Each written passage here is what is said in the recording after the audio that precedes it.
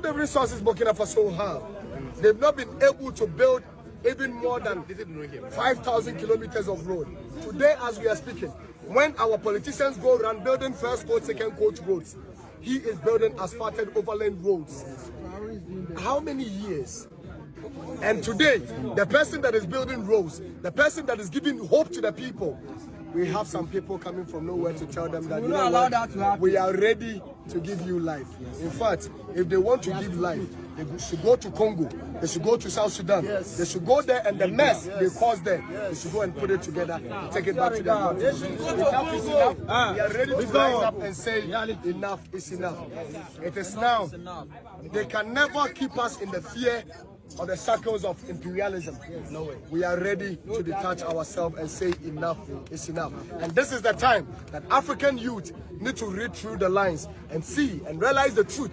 The same way they did to Nkrumah, they use the same people. And this is a warning that goes to all African leaders. That's right. That they sit back and allow themselves to be used by the imperialists. Exactly. Anytime there has been any elimination of any African good leader, it is great.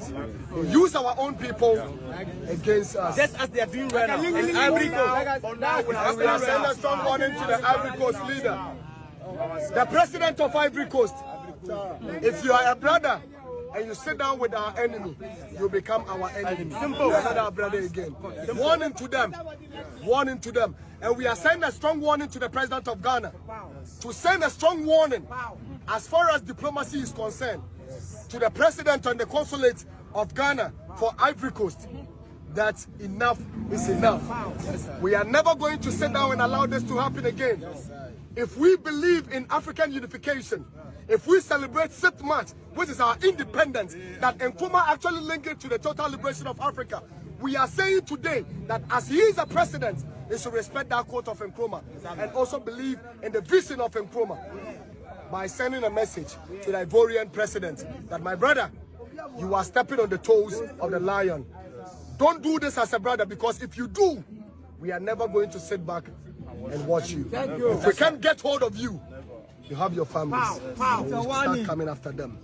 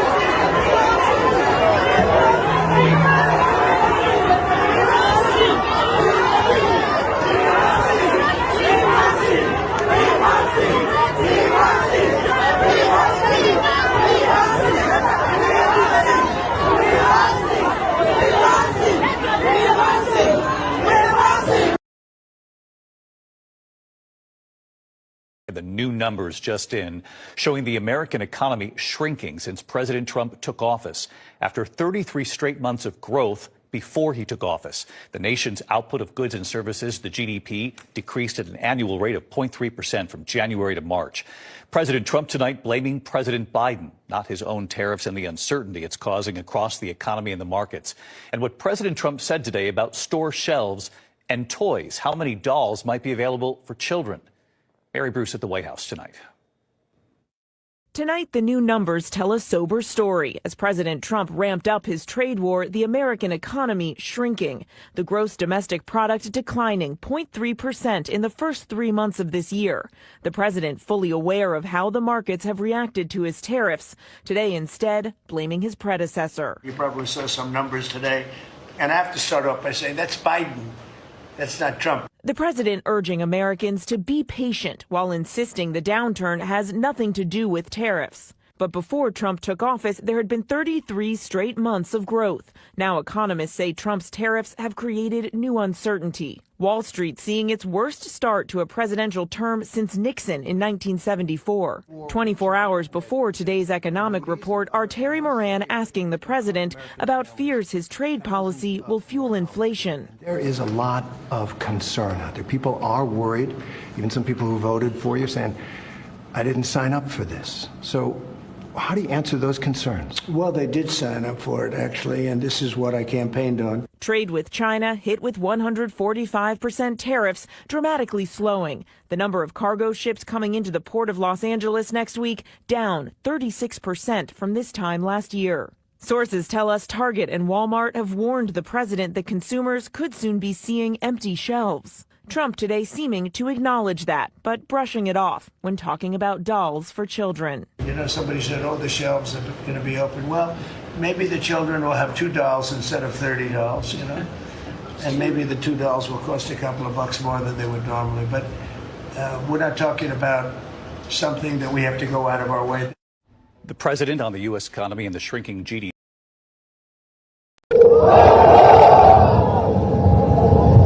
Are you good to go? Are you motivated?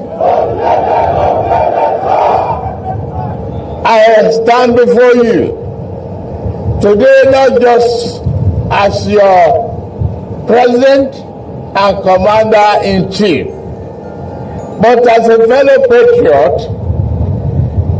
deeply humbled by your courage, sacrifice, and unwavering commitment to the peace, security, and sovereignty of our great nation.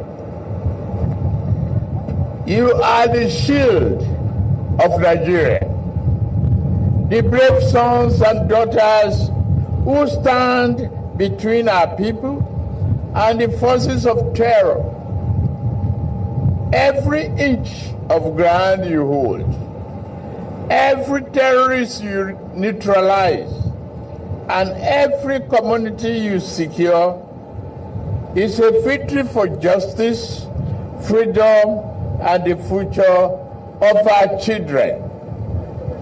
The fight you are waging here in Katsina and all over the country, it's not just a battle for territory.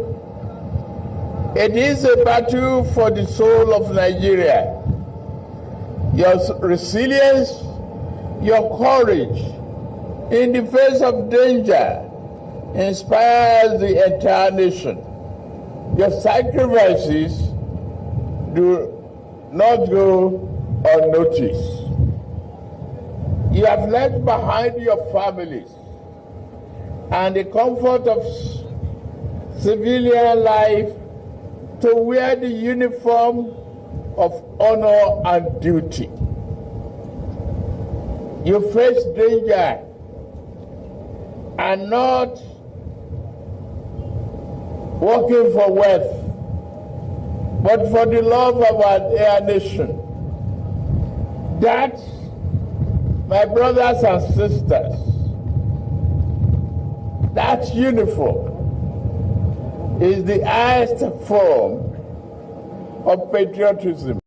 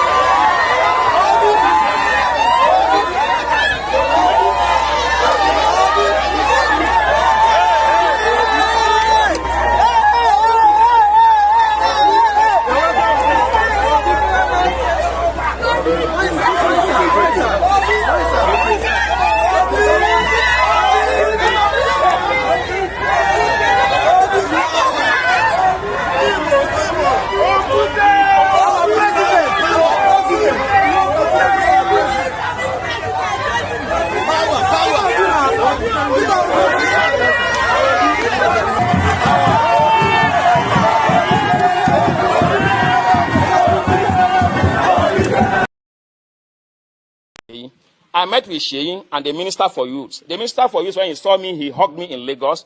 We talked, and I was to be offered 100 million naira.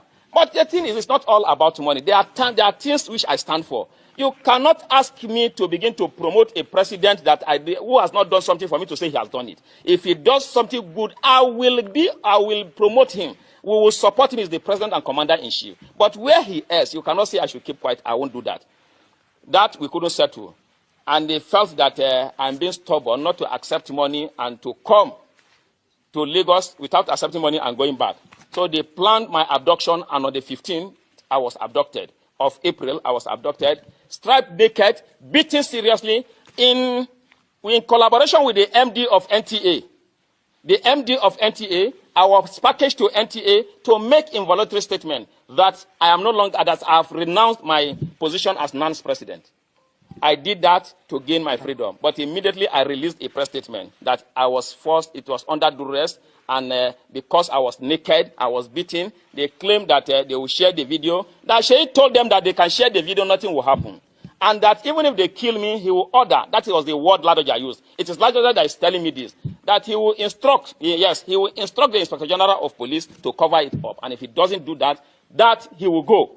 So I now asked, even this morning when somebody was telling me that, you know who Sheyi is, I say, yes, Sheyi is an ordinary citizen like myself. He's not occupying any official position. I told them yesterday, I made it clear, that even if I'm coming to this hall and I'll be shot, I'll still come to this hall.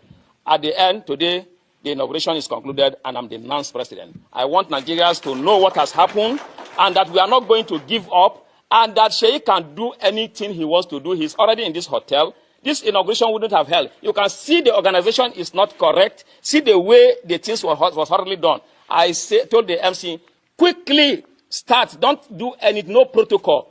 Do the inauguration as long as though they will be arresting or killing the NAN's president now, who controls over 40 million Aluta forces. So I want to, for the want of time, I don't want to take much of our time, but I have told you in brief. So we cannot say, the most important thing which my government, which we want to do as leaders of NANS, is that we will fight the cultists.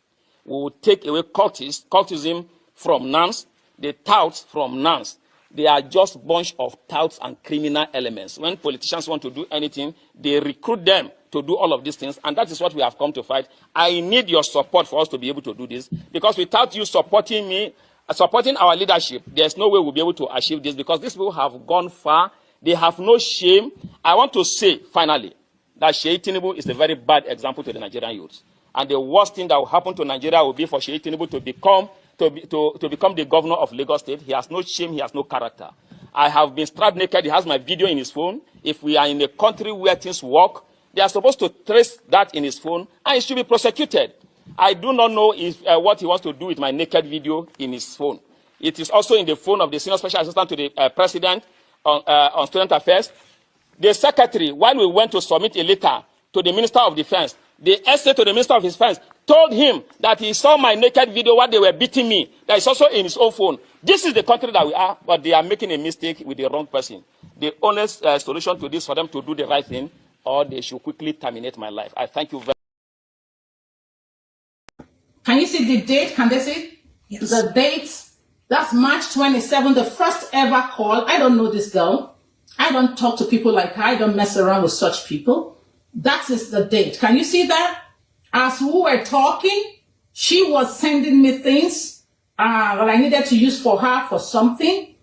And that's it. I'm going to post everything now that we have come here. It has gotten to the level that I have to expose her beyond what she can ever think of. I was trying to protect her, but now she's making it look like she hasn't spoken. So that's Natasha. These are the agencies in the United Kingdom that she needed me to write to and lie against Senate President of Nigeria. I don't even know that man. That the man killed someone since the sexual harassment, she said Antobi messed it up. That she paid Antobi, she hired Antobi, Fida as useful idiots to go and disrupt the committee. And I'm making myself available. Anybody who is doing any case with Natasha, please, I will volunteer to be there to let people know the truth at any time. I have everything you need. And I've also submitted to the police in Nigeria and the United States and everywhere. This is it. If you go down here, she also sent this to me about Yahaya Bello.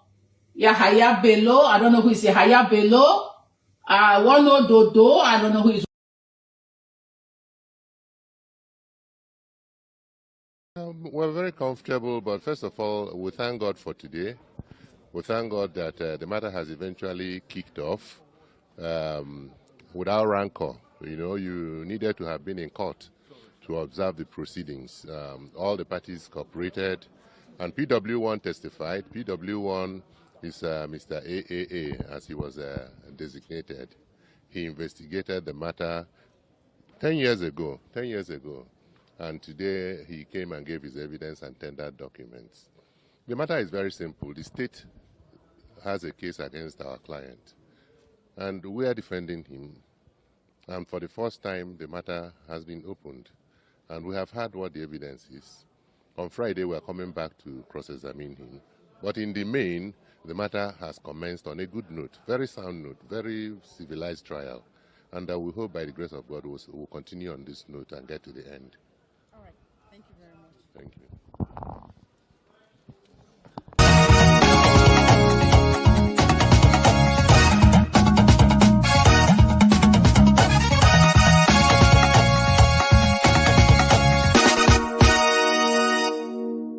And I am ready to die defending Nigeria in whatever way. When it is God's time for us to go, it is And you not took my going time be to on the- God. You are ready to defend Nigeria. I gave you my time. No, Please, I'm coming. please. I'm coming. Alexi, hold on. Listen You what already I'm saying. started. What I'm saying, defending Nigerians is this. I gave him my time and he's using it to defend Nigeria. No, sorry. Alexi. I'm sorry. That's a good question. That's a great question. I don't know what is wrong with him. Hey, I don't know what is wrong with him. Somebody is asking for where you do your course and you are sure you did your course there. I agree with you. But a lot of what we hear, because you didn't hear this direct from Tinubu, because you know lawyers are very funny. Sometimes lawyers will say, you must not say this. I mean, you know what is happening to Donald Trump right now? Donald Trump that guy is walking himself to jail. And he is coming down to say that, oh, well, it was my lawyer who said it. It was your lawyer who said it. It was your lawyer who said that you should march people to the Capitol and stage a coup. People who stage coup in Nigeria, they never live to tell the story. That's what I tell them. They never live to tell the story. They are summarily tried within a short time and sent to jail or made to face the firing squad. That is the way it works. But it's only in America where somebody put a gun to your head and you say, all right, I hope that Nigeria wins. I'm never going to wish any president evil so that I can say I told you so. No, I won't wish them evil.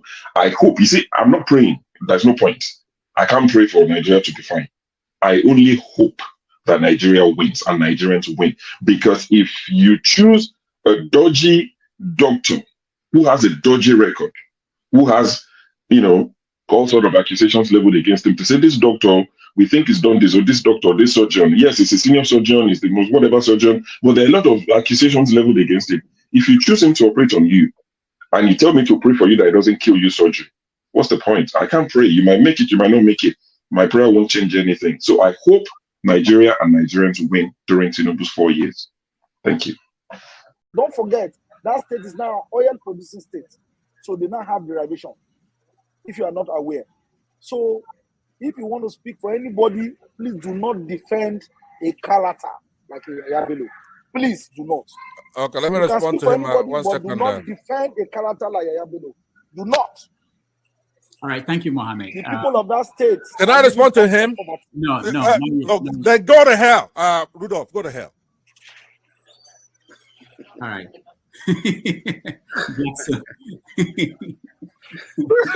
Rudolph, I've never seen this part of him before. My God. Tinubu is a criminal, yes, of course, a categorical grade 1 criminal. The only person more criminal than Tinubu in Nigeria is probably Babangida. But he's a criminal, and is he fit for purpose? Absolutely not. Should Tinubu be the president of Nigeria? Categorical no. Is there a better option than him? That is subjective. So show me who he is.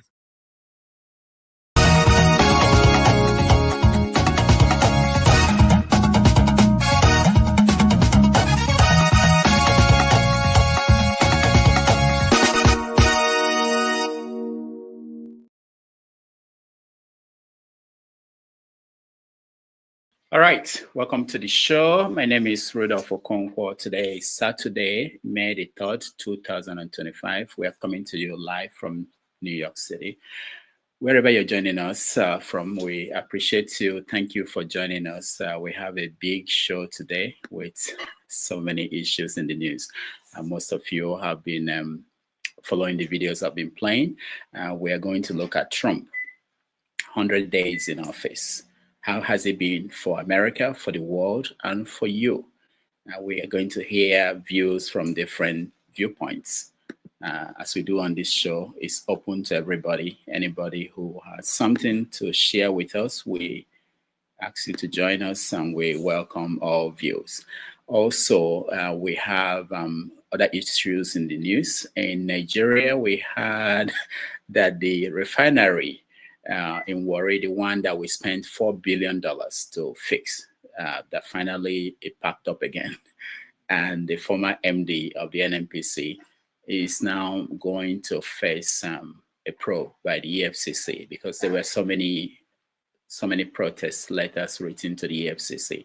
So we're going to talk about that. We know that in Rivers State, Fubara and Wike, it appears as if they've settled their issues. They met in secret at the home of Wike, and the matter was quote unquote settled. We will see what happens in days to come. Meanwhile, the man who is in charge of River State, the sole administrator, is having difficulties navigating the states as people are protesting. The women basically turned their back on the wife of the sole administrator. In other news, Natasha Boti, the senator representing Kogi Central, there is a new development in the story. One, Dr. Sandra Duru came out to say that Natasha called her and told her several things, including that there was no sexual harassment from Ababio. So we're going to discuss that and look at what that means for the case. In other news, Nnamdi Kanu's case finally got started in Abuja properly, and he has new lawyers, and we see how that case is progressing, what has come out from the case, if there are any surprises. President Tinubu is back, of course, in Nigeria, and he went to Katsina and spoke to the Nigerian military. And it was quite interesting what he was saying. If you superimpose it to what he has been doing, it will show you a different picture.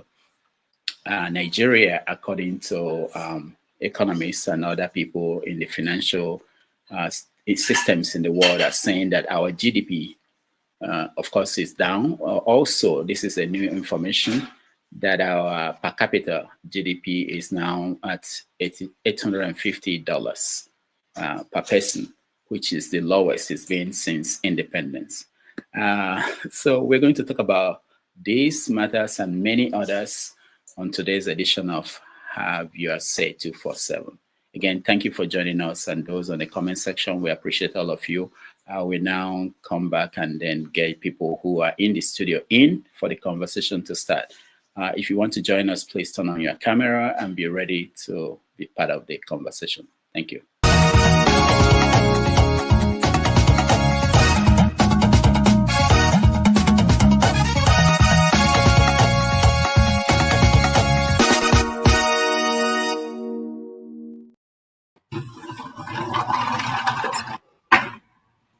Someone flushed the toilet?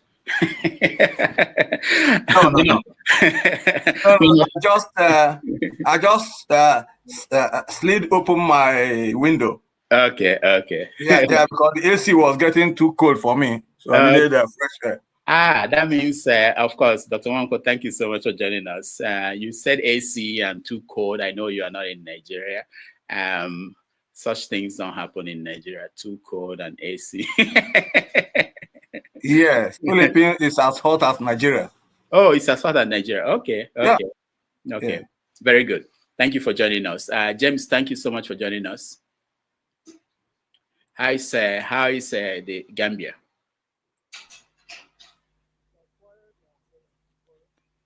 The Gambia is as quiet as nothing is happening here, frankly speaking. Okay. Absolutely nothing. It's a very, very quiet, and I don't know the right adjective to use. It's terribly slow. It's not a bad thing. It's not a bad thing as long as it's cheap for you to live there and quiet. You can do your work and you don't have to deal with the crisis we deal with in all these hotspots in the world. Yeah, but there should be anyway. Let's leave it at that. Thank you so much. All right. We'll get to that. Maybe you give us more insight into the situation in Gambia. Man of Prestige, welcome to the show. Yeah, good morning. Yeah. Good morning, everybody. It's afternoon in New York. Oh, I'm sorry. I wasn't paying attention to that afternoon. All right. Thank you for joining us. Femi, thank you for joining us. Femi, can you hear me? Yeah, good afternoon. Thanks. Yeah. Is there a comma between FE and MI? Yeah, I intentionally left it like that way. I just want to know if that will help me to pronounce it well. Thank you so much for joining us. Thanks. All right. Paul, welcome to the show. Thank you, Doctor, and good morning. How is the weather in Arizona? Is it hot the way it is during the summer now? Well, it started showing up slowly, but I guess we're very lucky this year. We're very lucky. I think we only eat 100 twice this year. Oh, okay. Yeah. That's good. All right, KJ, welcome to the show. Unmute yourself, KJ. Thank you so much. I couldn't see myself, so I was wondering whether you have become a witch. Whether I become what?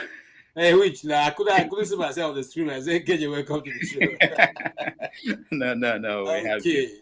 Thank you. It's good to see you, sir, and everyone beautiful person. Yes, long time, Paulo. It's like you escaped, but thank God you're back. Hey, Dr. James, I greet you. And yeah, because of Man of Prestige. Mr. Wanko, Femi, hey, my brother Tony, and the man with the prestige, the man of prestige. We can hail you, sir. Welcome. All right. Thank you, KJ. Let's say hello to Tony. Tony, welcome to the show. Thank you. Greetings, everybody. Good to be here. All right. Thank you. I touched on topics that we are going to talk about. There are many, and I don't know if there's any major one I missed. I talked about Trump's 100 days in office, the refineries that are failing again, and the probe of the NNPC former management team. We talked about Fubara and River State and all the issues there. Then Natasha is a new story that became serious again in the last 48 hours. We talked about Nnamdi Kanu's case going on in Abuja. It's also something on our interest. What else am I missing that is of importance that people are thinking about? Anybody? I don't know, Doctor, if I can take the gauntlet already. If the meta threat to leave Nigeria is as important. Yes, it's important. Yeah. And just for honorable mention as well, the autistic guy, young man that broke the Guinness World Record for the largest canvas drawn, continuous canvas in the world. I just felt it's something I have particular fascination for. And maybe as an aside as well, one can ignore what seems to be the ever increasing bombings. I think there was one this morning in Yobe or thereabout, and of course the continuing one in Borno. As a matter of fact, I believe there was probably an army base or something that was sacked either today or yesterday, and it's really spiraling. And of course, we all know that these are the ones that we know about. How about the ones we don't hear about? Mm. Yeah. Okay, thank you. I actually don't know about the kid in the one you mentioned, the one that drew in the largest canvas or the artistic. Yeah, I don't know anything. Kid, but yeah, that's okay. Very good. Man of prestige, yeah. Yeah, you forgotten about the explosive coming from Sahara about Kenyama, with the estranged lover. I think her name is Zanabi. That brought the lover, the estranged lover, which is an American Yemen, person, but it has the heritage in Congo and Uganda. I mean, the way he brought her and the family here, banishing all kind of protocol, they didn't go through the custom and everything. But the main news that just came out yesterday was the mother died. So where? Died in Nigeria? Yeah, because she brought the mother here and the girlfriend. It's in Sahara report. Initially, it was about breaking the protocol because when they came in, they didn't go through the custom. Nobody know how they got a visa to get into the country, And the problem is that Kenyama spent billions of dollars. It wasn't his own millions. Oh, hold on. Billions of dollars? No, millions. Okay, of dollars? Millions. Yeah. To cushion her and everything, it wasn't from her. It was from the Ministry of Aviation. It wasn't from Kenyama pocket. So that was the earlier news that came on. The reason why the wife in the ex-girlfriend is talking right now because the mother died in Nigeria, which is a Yemeni mother died in Nigeria. And they didn't let her, see the cops and everybody, I mean, they just signed the document and everything and took the mother out. So it's read it in Sahara. It's a big news. All right. So I thought they had seen that. I saw that, but I didn't see it in other places. Yeah, so. It was a big news in Nigeria. Still a big news because the revelation was just coming as of yesterday. What actually happened, and the other one was about Tinubu capturing the whole part of Nigeria using Sheyi Tinubu to capture the NAS, and Yaloja to capture the market people, LCO Loma. It just various kind of things going on. Just want to capture all branches. Even the labor. Have you heard anything from the labor? Not recently, Ajero. Have you heard anything from them? They're not talking about protection or anything. So it has captured all parameters of that country. So we see where we go from now. But the people will speak for themselves, not Tinubu and his gangsters. All right. Thank you, man of prestige. Dr. Wong, any story that you are paying attention to that I didn't mention? Well, about the killings in Nigeria and the recent meeting between the American ambassador to Nigeria, Richard Mills, and the Meiti Allah, which I personally protested against, to the American Secretary of State. Yes. Okay. Yes, it's on the news. Yeah. I saw that. Maybe you can tell us more when we come to you. You can tell us more about that. Yeah. Mr. James, yeah. About Tinubu's drug case, I think they promised to release some information which they postponed. What is going on behind the scene? Yeah, the latest from David Hundain is that in the next I think they have until July 30th to turn in.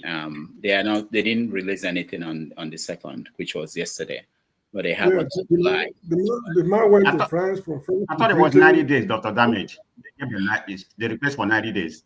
Yeah, they requested for 90 days, but they were given to July 30th, I believe.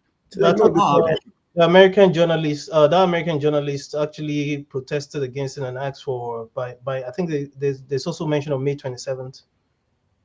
Yeah. The man went to France, from France to Britain. He returned, and we should try to see if there's something going on behind the scene.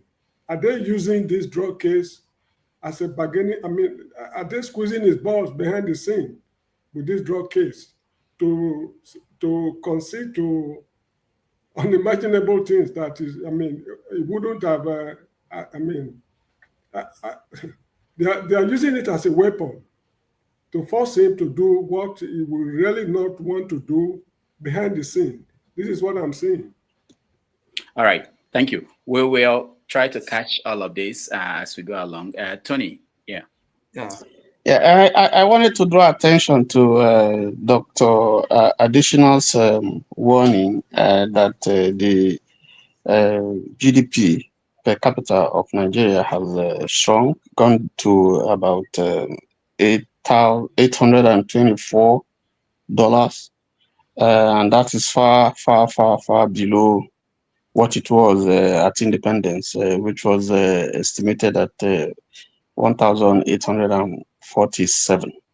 I think that agrees also with the warning by the World Bank and IMF, which initially did say that if Nigeria continue to move on its trajectory for the next 10 to 15 years, it will do well. Now we see a reversal of the World Bank now saying, warning that by 2027, if Nigeria doesn't take time, it's going to be a disaster in its economy. So I think that warning is apropos. And while our leaders are celebrating that they're doing well, I think this is a warning by our own person, Additional. It's not to be, it's not a party person. It's a well-recognized international economist. And so I think there's work to do for the government. All right. Thank you, Tony. Paul, finally, anything that we're missing that you want us to take note of? Well, nothing really much. Very dark man, and the fight that they are fighting, the delineation in Warri over the Shekiri, Ijo, and Robos. And it just breaks my heart when I see this funny thing going on with Warri, with the Shekiri people. They make me laugh. I'm an Urobo man, but I don't understand. There's somebody who call himself Olu of Warri, recognized by the government. But in your cabinet, as Olu of Warri, Urobo is bigger than you in that place. Ijo is bigger than you in that place. But in your cabinet as a king, there is no Ijo person there. There is no Urobo person there. Let's use common sense. Didn't that make sense to just say the Olu of Ishekiri? Didn't that make sense? You understand? You're ruling people. One person is not in your cabinet. In the other, two big tribe that is bigger than you. You see the politics that they've been playing, those things that Awolowo tried to do to extend the Oduduwa race up to that region and then for that. And we cannot grow up. Just like as we blame the white people, we also blame ourselves. I'm still looking when we will grow up. People are fighting for constituency that they don't have people there. You know, because it's just about money. Put my brother there as a councillor and chairman. That's my take. Where is his throne? Is he in Warri? He's in Warri. Okay. He is in Warri, and they are minority. The Urobos are bigger than them. The Ijos are bigger than them. But he's Shekiri. He's an Ishekiri man, yeah. Okay. The Ishekiris is like Yoruba. They bear Yoruba name, like the name Olu. You understand? They bear Yoruba name. So trying to extend, it's like just exactly the Jewish people and the Palestinians. That's just the exact thing, nothing more, nothing less. You understand? So they see the future for a very long time. They are very educated. They send them to schools. You know, when people don't really embrace education that much, so they use all those federal mites. But this age and time now, everybody is educated. Everybody knows everything. And people are fighting back. Like one thing they do in America that I like so very well. They give you a constituency. People relocate out of that constituency. They take it back. You understand? And then for that thing, you don't say, oh, this is my local government. And nobody stays there. Why not rearrange the local government to the new place that people move to? You understand? Because it's about people. It's not about landmarks. You know? So it's just kind of funny. But I hope these things don't cause problem because the Shekiri are fighting like hell. And you know why they're doing it? They are just playing this card like the American soldier is doing with the Burkina Faso thing. You know, the first lady is an Ishekiri person. So that's why you see that they jump from one media house to another media house. Then before you know, then they use the real power, first lady. Then another problem will come. Dr. Damages, Can I come in there? I think the genesis of this problem was during the Awolowo era, when you see, Wari is made up of three principal ethnic groups. So you have the Ijaw, you have the Shakiri, and you have the Urobos. And then I think what happened was, because the Shakiris were pro Awolowo, he made the Olu of Wari, who was supposed to be the Olu of Ishakiri. He converted that throne to Olu of Wari. And then how can it be Olu of Wari when you have three major ethnic groups there? So that has been creating a problem. It's been an ongoing tension between the Urobos, who are in the majority in the mainland, the Jaw, who are in the coastline, and so on and so forth. So that problem has always, if you go to history and intergroup relations, you find out that it's been a major crisis between the various ethnic groups. Outside the Jaws are the only ones that have not caused problem, but majorly between the Shekiri, who are minorities. Well, pardon me, I don't want to use the word minorities. I don't want to offend anyone. But so that ethnic balancing, that problem has been caused by politics, and it has continued today. Is unfortunate. All right, please let me come in there, because it's like both of them are pro Urobo. And there's no Chekri man to state his own part of the story here. I am from Delta State. Okay. And I am from Delta State. Mr. James is from Ishakiri, but let's hear from Dr. Wong first. Yes, I am from Delta State, and I've been part of the dynamics of politics in Delta State. I am also a historian who has passed through the crucible of pre-colonial and post-colonial Nigerian history. Oftentimes, we look at certain things, from the contemporary viewpoint, without looking at the historical basis. First, the Urobo and the Ijaw were like the Igbo in pre-colonial times. They had no centralized authority. Within that specter of environment, the Ishekiri were the pre-colonial power, dominating both Urobo and Ijaw in that area. So what is the Olu of Wari was the potentate at that time, next to Oba of Benin, who had direct link with the Portuguese, even before the Benin Kingdom. So what you are now getting along is irredentism on the part of the Urobo and the Ijaw. Ordinarily, they were under the Ishekiri Empire, controlled by the powerful Ishekiri kingship and even merchants like Nana Olum, and so on and so forth. So what they are trying to do now is reclaiming of their rights by their population identity. It's just like Benin Empire. Benin Empire, people talk of it. The Benin Empire was, and is still, the Benin Kingdom is still multi-ethnic. Not only Benin, one group can be dominant, but there are other ethnic groups in that place. So when people are talking about, the Igbo, Igbo, so I laugh at them. Benin Kingdom today contains Yoruba. It contains Igbo. Benin Kingdom, I'm not talking about Benin Empire. The present Benin Kingdom, consisting of 7 local governments of Edo State, contains the Yoruba ethnic group, the Benin ethnic group, the Asian, the Igbo, and the Ijaw, and even the Urobo. There. So let us not try to be clannish about the developments in Wari, because as it is today, Wari is urbanized, consisting of many other. Each of these groups have their own quarter. They have divisions. Like if you are coming to Wari, at Okere, when you get to Okere, it's Yoruba land. Okere Wari. By the time you start moving, you're entering Ichekere within the same Wari metropolis.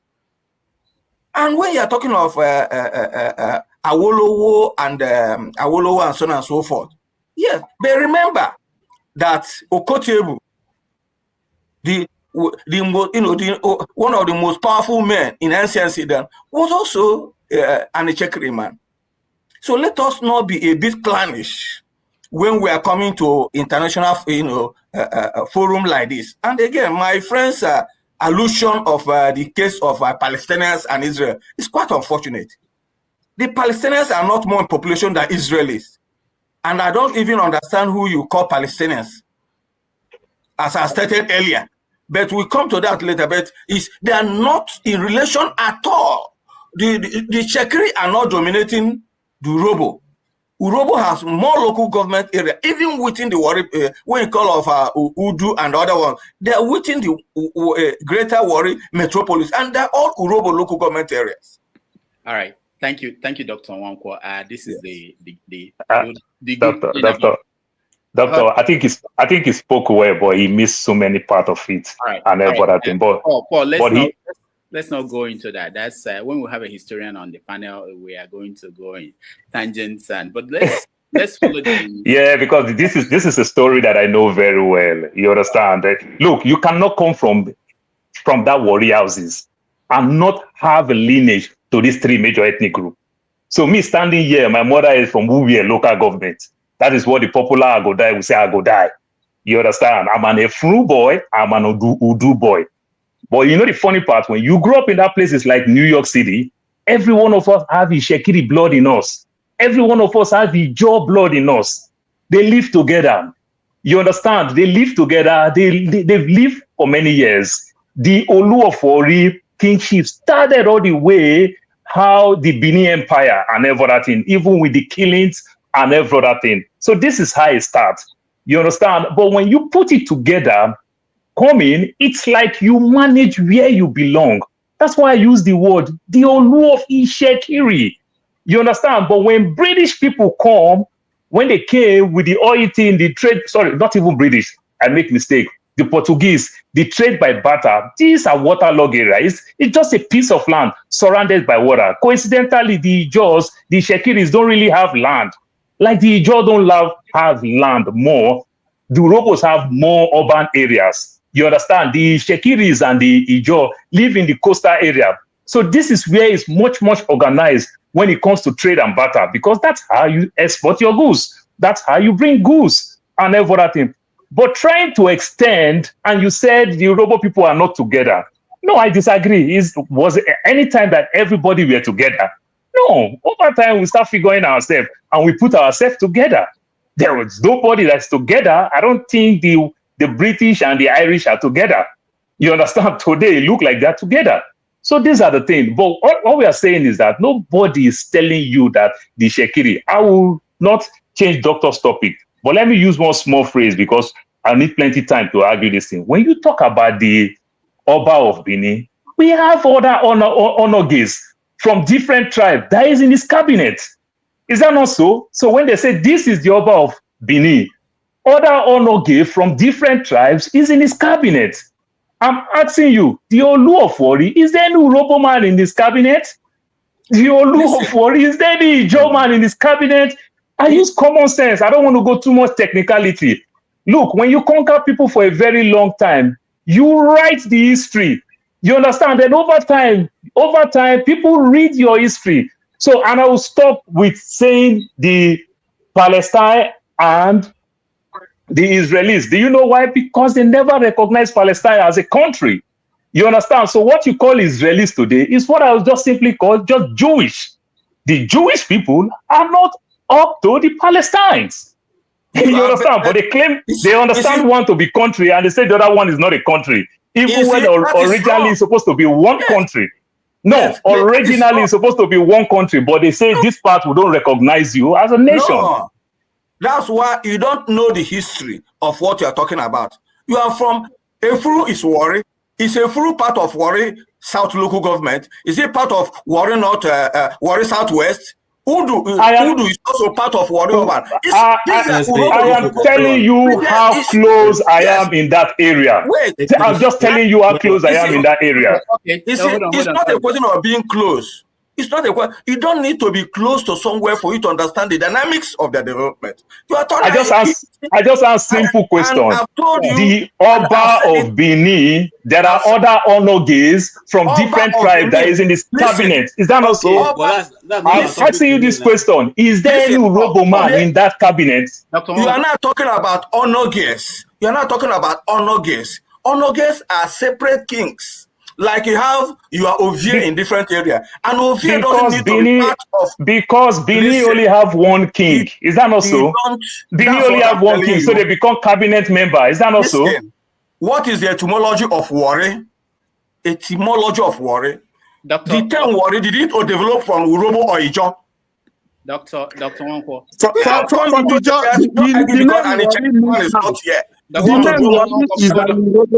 the name worry is a... Hold on, guys. Everybody. So this is so far away from our topics today. We will, Paul, I recognize the importance of this to you. We will bring Dr. Wonko and other people together one day and have it as a topic. We have so much to cover. Let's start with what's going on in Nigeria, which is the issue with our GDP per capita that went down to the lowest level since independence. Also, how Sheyi Tinubu has been operating in the Nigerian space. And before we started the show, we played a video of National Association of Nigerian Students, the president, talking about what he went through in the hands of Sheyi Tinubu.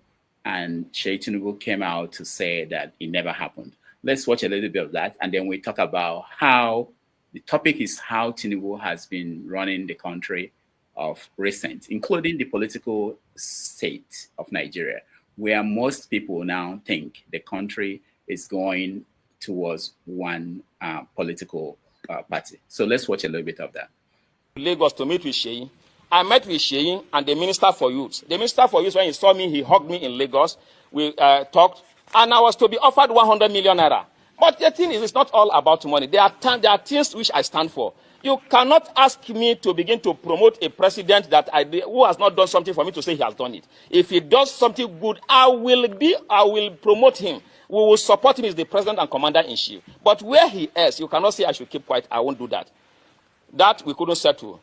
And they felt that I'm being stubborn not to accept money and to come to Lagos without accepting money and going back.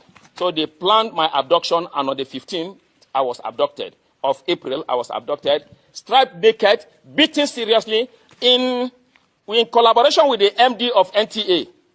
The MD of NTA, I was packaged to NTA to make involuntary statement that I am no longer, that I have renounced my position as NAN's president. I did that to gain my freedom. But immediately I released a press statement that I was forced, it was under duress, and because I was naked, I was beaten. They claimed that they will share the video. That Sheyi told them that they can share the video, nothing will happen. And that even if they kill me, he will order. That was the word Ladoja used. It is Ladoja that is telling me this. That he will instruct, yes, he will instruct the Inspector General of Police to cover it up. And if he doesn't do that, he will go. So I now asked, even this morning when somebody was telling me that, you know who Sheyi is, I say, yes, Sheyi is an ordinary citizen like myself. He's not occupying any official position. I told them yesterday, I made it clear, that even if I'm coming to this hall and I'll be shot, I'll still come to this hall. At the end, today, the inauguration is concluded and I'm the NAN's president. I want Nigerians to know what has happened and that we are not going to give up and that Sheyi can do anything he wants to do. He's already in this hotel.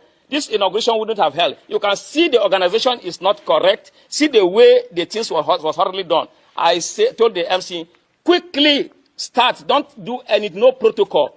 Do the inauguration as long as though they will be arresting or killing the NAN's president now, who controls over 40 million Aluta forces. So I want to, for the want of time, I don't want to take much of our time, but I have told you in brief. So we cannot say, the most important thing which my government, which we want to do as leaders of NANS, is that we will fight the cultists.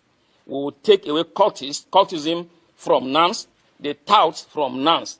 They are just a bunch of touts and criminal elements. When politicians want to do anything, they recruit them to do all of these things, and that is what we have come to fight. I need your support for us to be able to do this, because without you supporting me, supporting our leadership, there's no way we'll be able to achieve this because these people have gone far. They have no shame. I want to say, finally, that Sheikh Tinubu is a very bad example to the Nigerian youths. And the worst thing that will happen to Nigeria will be for Sheikh Tinubu to become the governor of Lagos State. He has no shame. He has no character. I have been strapped naked. He has my video in his phone. If we are in a country where things work, they are supposed to trace that in his phone, and he should be prosecuted. I do not know if what he wants to do with my naked video in his phone. It is also in the phone of the senior special assistant to the president on student affairs. The secretary, while we went to submit a letter to the Minister of Defense, the essay to the Minister of Defense told him that he saw my naked video while they were beating me. That is also in his own phone. This is the country that we are, but they are making a mistake with the wrong person. The honest solution to this for them to do the right thing, or they should quickly terminate my life. I thank you very much for listening, Your Excellency. All right. So that was from NANS, president of the National Association of Nigerian Students.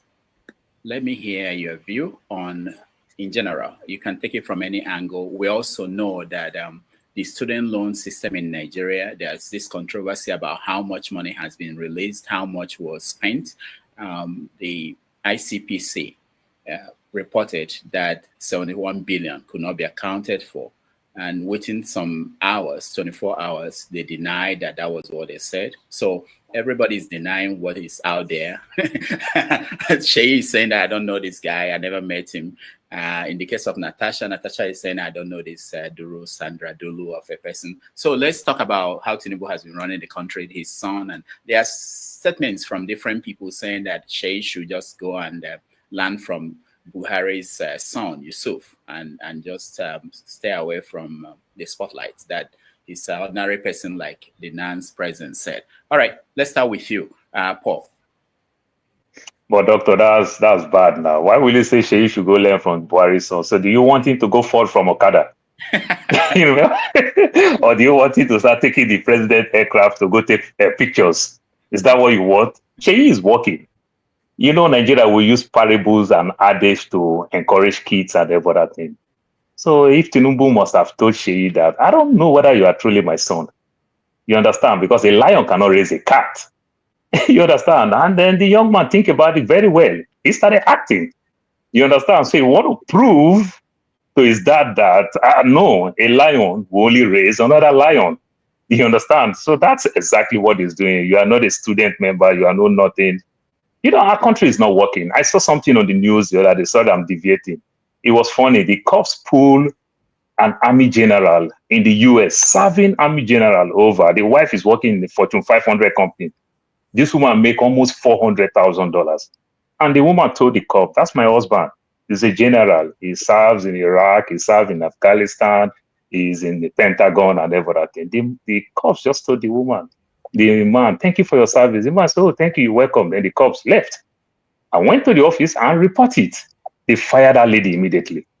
The general did not say anything. Just that little thing, it becomes intimidation. The woman lost his Fortune 500 job in New York immediately. So this is our country. So when people deny and everything, they can use your location. What are you doing there? What stake do you have there? And if you are there, why don't you come outside and say the truth? That you just want to encourage this youth because of your youth. You just stand or just deny because nothing will happen. We cannot run a nation like this. The police, the so-called organization, they make themselves like a filthy rag. You can see the VDM thing, how the EFCC are making nonsense of themselves and everything. We can't grow a nation like this. You understand? That's why every one of us who want to be like the Obi Kubana of this world. You understand? If I make money, I am free. You understand? If I make money, I am free to do anything that I want to do. All we think these days is all about money, money, money, money, money.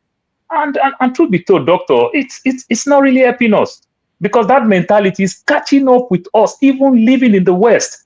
All we do, we just want to make money. We don't care for our kids. We push them to do anything that will make money. Money, money, money, because we just understand that if we are high up there, then we can survive any stress that comes to us. But many of all these problems, they are just artificial. People on top, people on top, people on top. And we can't raise a nation. The president is saying one thing. We are seeing the economy is dying. What I tell people from time immemorial, and I keep saying it, Doctor, during the pandemic time, they raised my salary by $5. They raised it $3. Before you know, they raised it $2.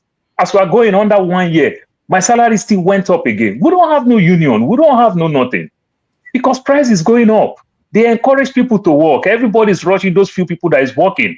My salary is going up to also meet up with the inflation. No union, no nothing. The biggest problem Nigeria is going through, they are grossly underpaid. And if they are grossly underpaid, how do you think you can stimulate the economy? It's not why the government put money down. You understand? If I have loose cash, I'm bored. I'm in Walmart. If I have loose cash, I want to buy a bicycle because I feel, oh, I need to work on my weight. If I don't have that cash, I can't do that. The country is grossly underpaid. And it's even affecting us in the West. It's affecting everybody.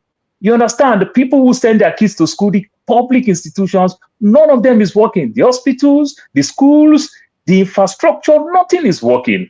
You understand? Electricity, everything is not working. But the major thing is that, first of all, these people are grossly underpaid. And the governors are getting more money. They refuse to release this money. The state is making a lot of money. They are putting gigantic infrastructure that they can't even complete. They don't even understand the use of it. And even though if this infrastructure makes sense, it's like the infrastructure that China did for another 50 years to come. These things don't make any sense.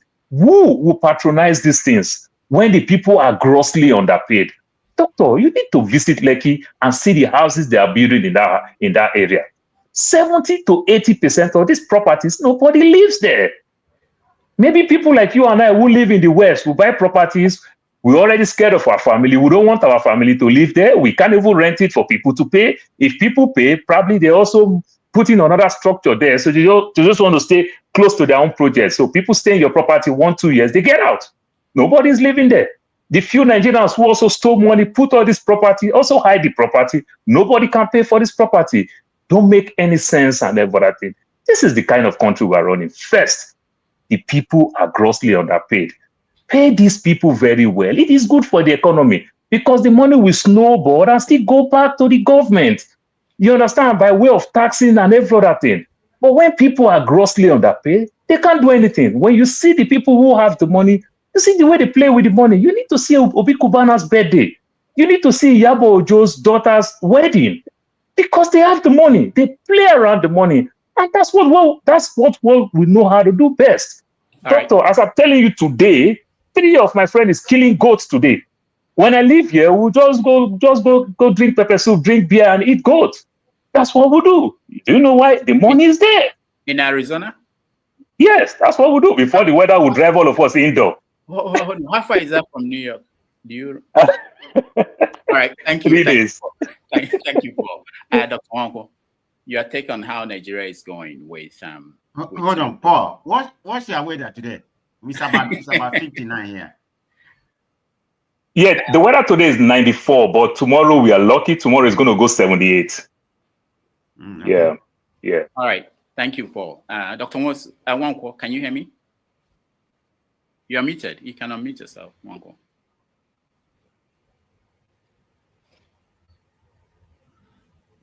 We can't hear you. All right. Let me see. Okay, go ahead. Try it again. Dr. Wanko.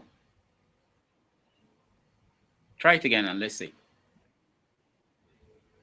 Just talk. Just talk. We can hear you. Okay. All right. You can hear me? Yeah, we can hear you now. Go ahead. Yeah. So what's your take on Tinubu, how far he's, how well he's doing, how he's running the country? You can address it from the angle of Sheyi, how Sheyi is pushing for his father, the NANS issue, any angle from Tinubu's stewardship. Well, first of all, as a historian, I always see things from the two sides of the coin. I try to put myself in the shoes of Sheyi, and then I try to assess myself as a recipient of his actions. Sheyi, as a young man, is as ambitious as his father. he's also he also has that thuggery threat like his father, like his senior sister, the Iya of all the markets in Nigeria now. Yes, he's doing it for his own person. He's trying to utilize his father's position to build up his political, his political ladder. But whether that is workable under the Nigerian situation is a different question or the other. Because you have to build, you have to develop from the legacies of your father.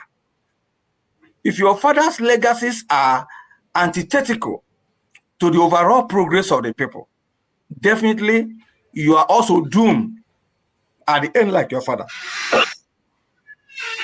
But if your father's work is pro-people, is progressive, in line with the needs of the people, definitely you don't need to work hard before the people will call you up to take over the position. So I think on his part, he has no moral, he has that no moral dexterity to pursue what he's pursuing in terms of the dynamics of the present politics and the failure of his father. We know from my own, from the angle of what I am fighting against, that Tinubu is the worst president ever produced in Nigeria.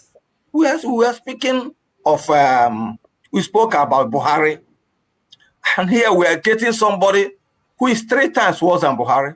It was like Babangida who told us, okay, if you said that Babangida is bad, wait for somebody who is, I'm not going to say worse, but better than me. And we saw it in Abacha. You understand? So that is what we're experiencing. For people like us, there is, a drama of political insanity going on in Nigeria. From the political class and from the religious class and from all sorts of people. From all sorts of people. We're talking about the killings, about the American ambassador to Nigeria. Now, what do you make of that meeting, Dr. Wanko? We are trying to give everybody 3 minutes to weigh in so that we can get to everybody again and again. What do you make of that meeting between the ambassador and the Metiala group? Already, I have written about it. I have protested against the meeting to the American Secretary of State. That meeting that the ambassador, the U.S. ambassador to Nigeria, meeting with Metiala, is like President Trump meeting with Metiala. It clearly defines the American policy, official policy, towards the killings of Christians in Nigeria. Because it is obvious, there's no going back from the fact that Metiala is the sponsor of terrorism in Nigeria, especially with respect to banditry and Fulani herdsmen, which they've been defending, which they've been backrolling. So they met. When they met, they were talking, the ambassador was talking not about the killings in Plateau, not about the killings in Betway, not about the kidnappings and killings in the southeast, the kidnapping in the southwest. He was talking about the welfare of the cows and the grazing and the grazing accessibility of the Fulani people, or the Fulani, or Fulani herdsmen. That was what he was talking about. He was not talking about the killings. The same ambassador did not even find time to visit the site or to make statement or even visit the sites of the killings. He did not visit Plateau State. So he did not make a single statement on the ongoing killings in Nigeria. But he had to meet them because of his link with the Deputy Secretary General of the United Nations, Aisha Mohammed or somebody, who is a Fulani, who was put there, lobbied there by Buhari, who also facilitated his being posted to Nigeria, just at the eve of President Biden's exit, to protect Fulani interests. Interestingly, I sent the letter of the protest to Khan, to Khan president and some selected religious leaders. None of them responded. Some even were telling me, oh, they were sleeping, they will look at it. Until recently, it has not gone out. But as soon as the letter left the camp president office, it was sent to me. The camp president, Archbishop Oko of Odozi Obodo, now was instructed by President Tinubu, Remi Tinubu in particular, to refute my letter against the ambassador. And he had just released it, just handed it over to me. The press has not carried it out yet. So I'm already preparing a rejoinder to him. What did he say in the statement? What he was saying is that the major thing was that the American ambassador was right to have hosted Meiti Allah. That was the conclusion of the one, which was, which was in fact a rejoinder to my, to my protest letter against the American, American ambassador, which I sent to him and told him to act for them to stop the killings of Christians. The Khan has never made a single statement, even threatening the government. Because if they're killing your people, you are supposed to be the shepherds of the Christians of this country. And if they're killing them, you're not making any statement. Then you are an accomplice.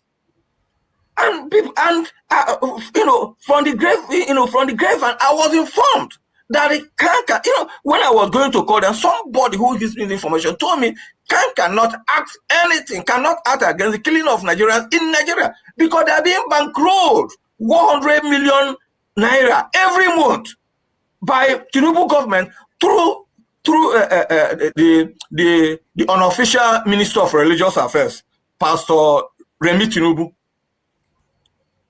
So they cannot act. And that is the problem, because if the Christians are supposed to act, look, say, enough of this. All right. It will stop. Thank you. Thank you. They cannot, because they are being bribed. They are being given money to shut their mouth up. Dr. Wong, we'll bring you back on 90 Minutes Africa so that you can tell us some of these things that are going on behind the scene. But thank you for this view. Let's go to Femi. Femi, what is your take on Tinubu, the Tinubus, both the president and the son and the wife, because the wife is also involved in the issue that happened in Rivers State. I think it was one of her programs where the women of Rivers turned their back on the wife of the sole administrator. So what is your take on Tinubu's stewardship of Nigeria so far? So, Doctor, we're getting very close to, I believe, what is supposed to be the second anniversary of his presidency. As of last April, the inflation rate was alleged to have soared to about 3.2%. That's even if the statistics is correct. Public sentiment, obviously, even amongst those that purport to be his most ardent supporters, is definitely adding to what is considered about 78% of Nigerians are feeling disillusioned. And you see it in the streets, especially when you ask people that are definitely on ground that really want to tell you the truth, because the truth cannot be hidden. Yes, it's true that the balance of trade, they reported the balance or surplus balance of trade of about $6 million, I believe.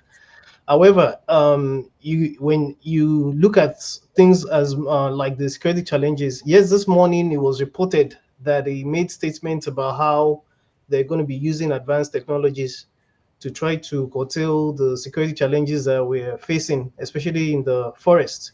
But while I am holding hope that it's not another audio tale, it's not the first time you hear Nigerian presidents say all kinds of things about these security challenges, which is really become scary again.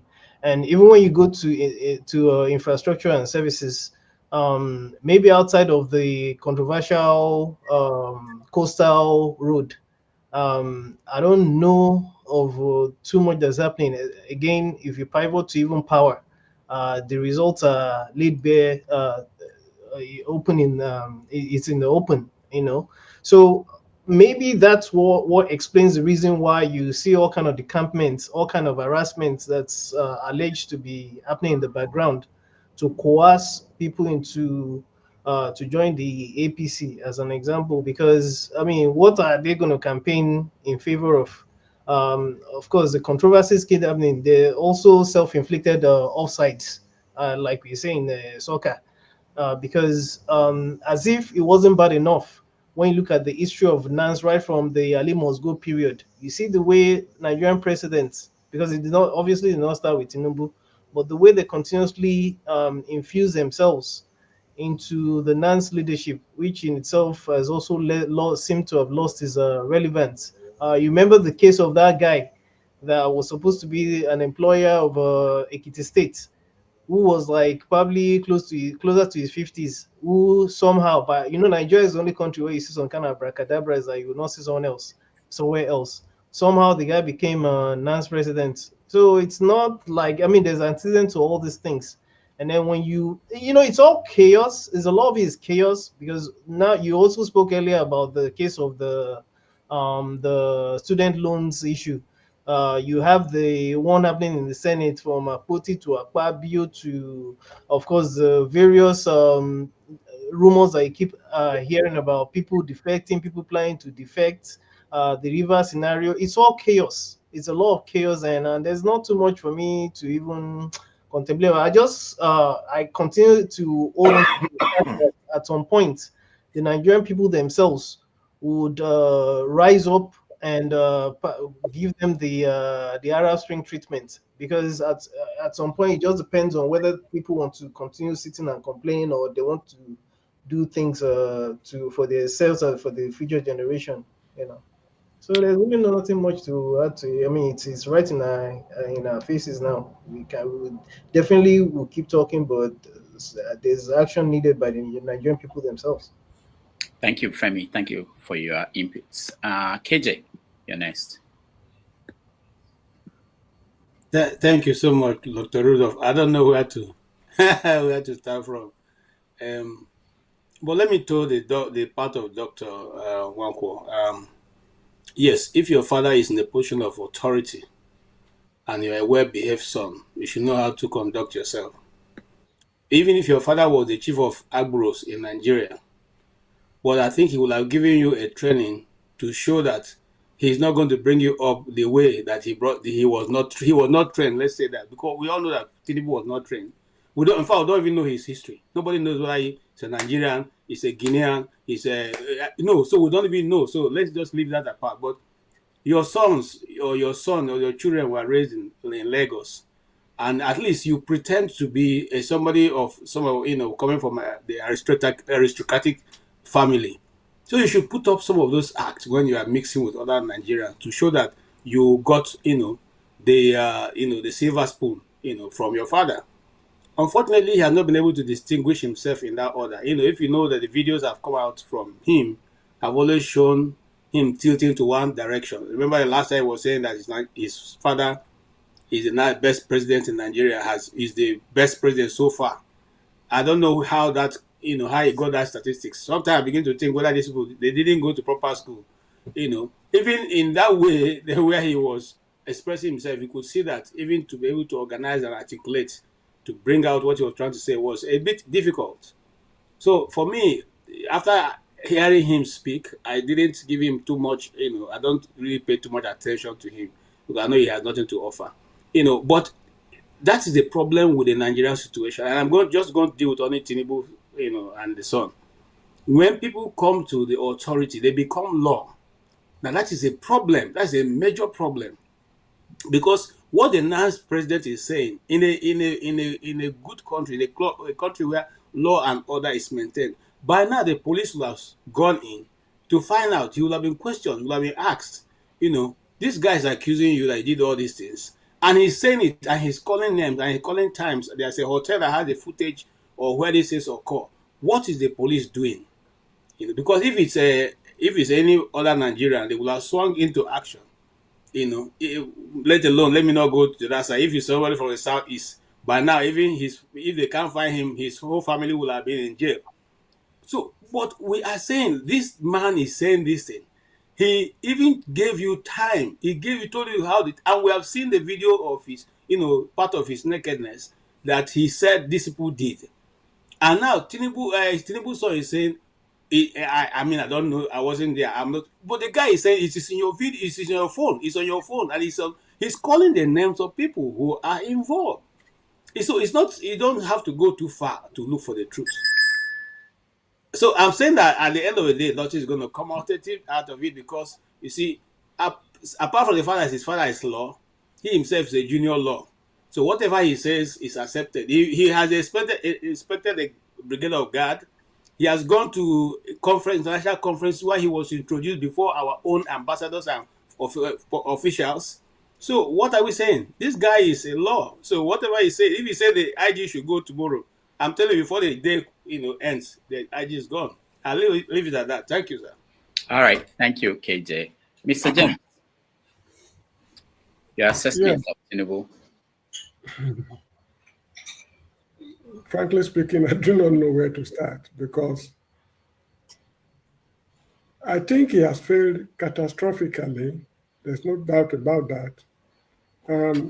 What I want us to do is, we should look forward to the day of reckoning. The D-Day is probably fast approaching. How these issues will be resolved.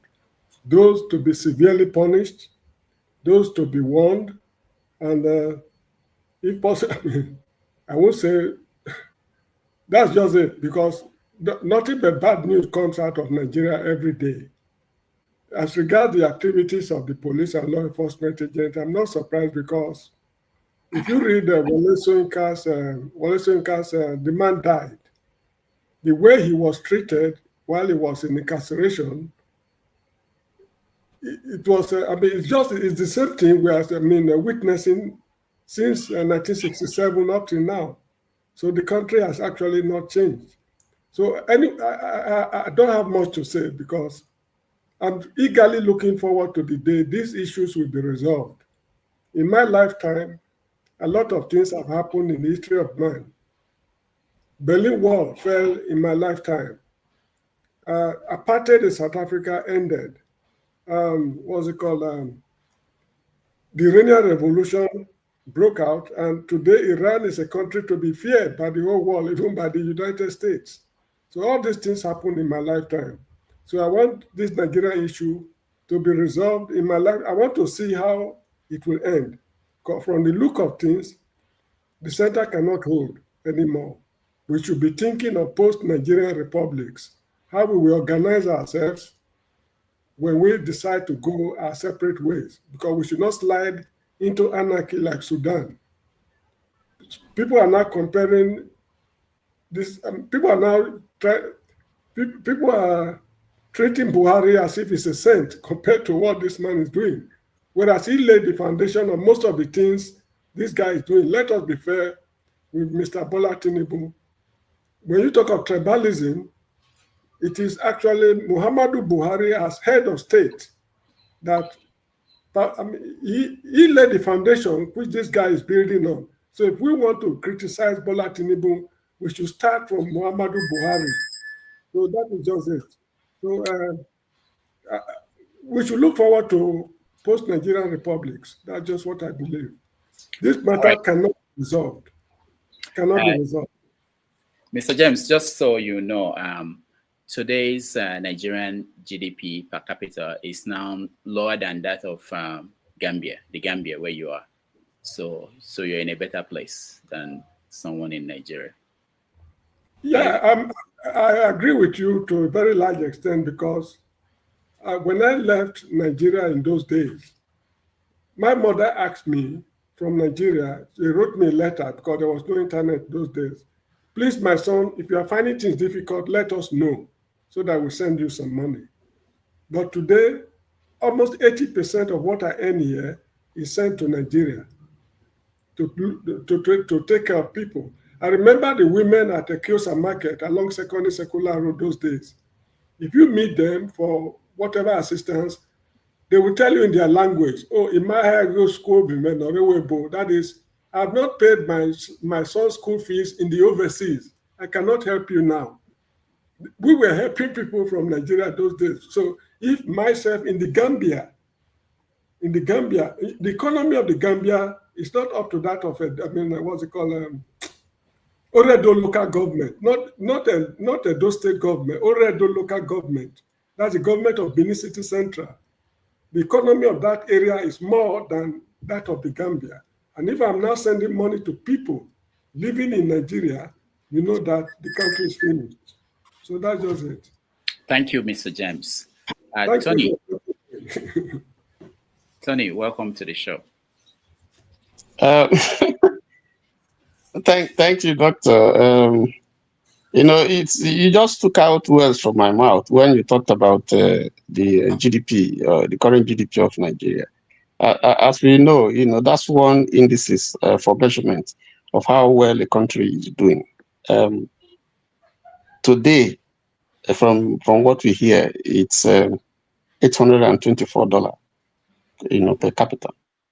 And as at independence in 1960, it was $1,847.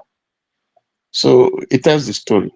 You don't need any data, you know, fact, you know, to elucidate that.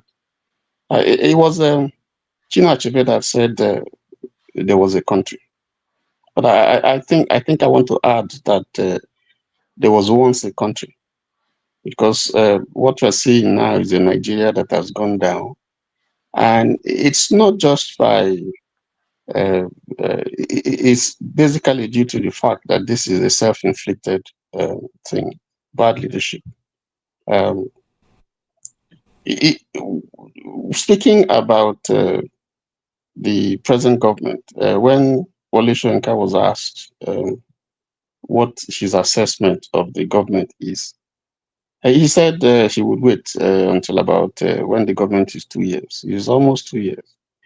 And as they say, the morning tells the day. If you look at what is happening, what are we going to talk about? Insecurity. They just changed, appointed a new command to fight terrorism, the military, which is a fallout of the fact that the terrorists are coming back and they are, you know, even being more daring. So where Nigeria is losing, we have people all over in Cameroon as refugees, in Niger, in Chad. And then the worst of all is that we have internally displaced people who have been out there for years. They can't go back to their home. Some don't even know who were born in IDP, and they look like they are forgotten.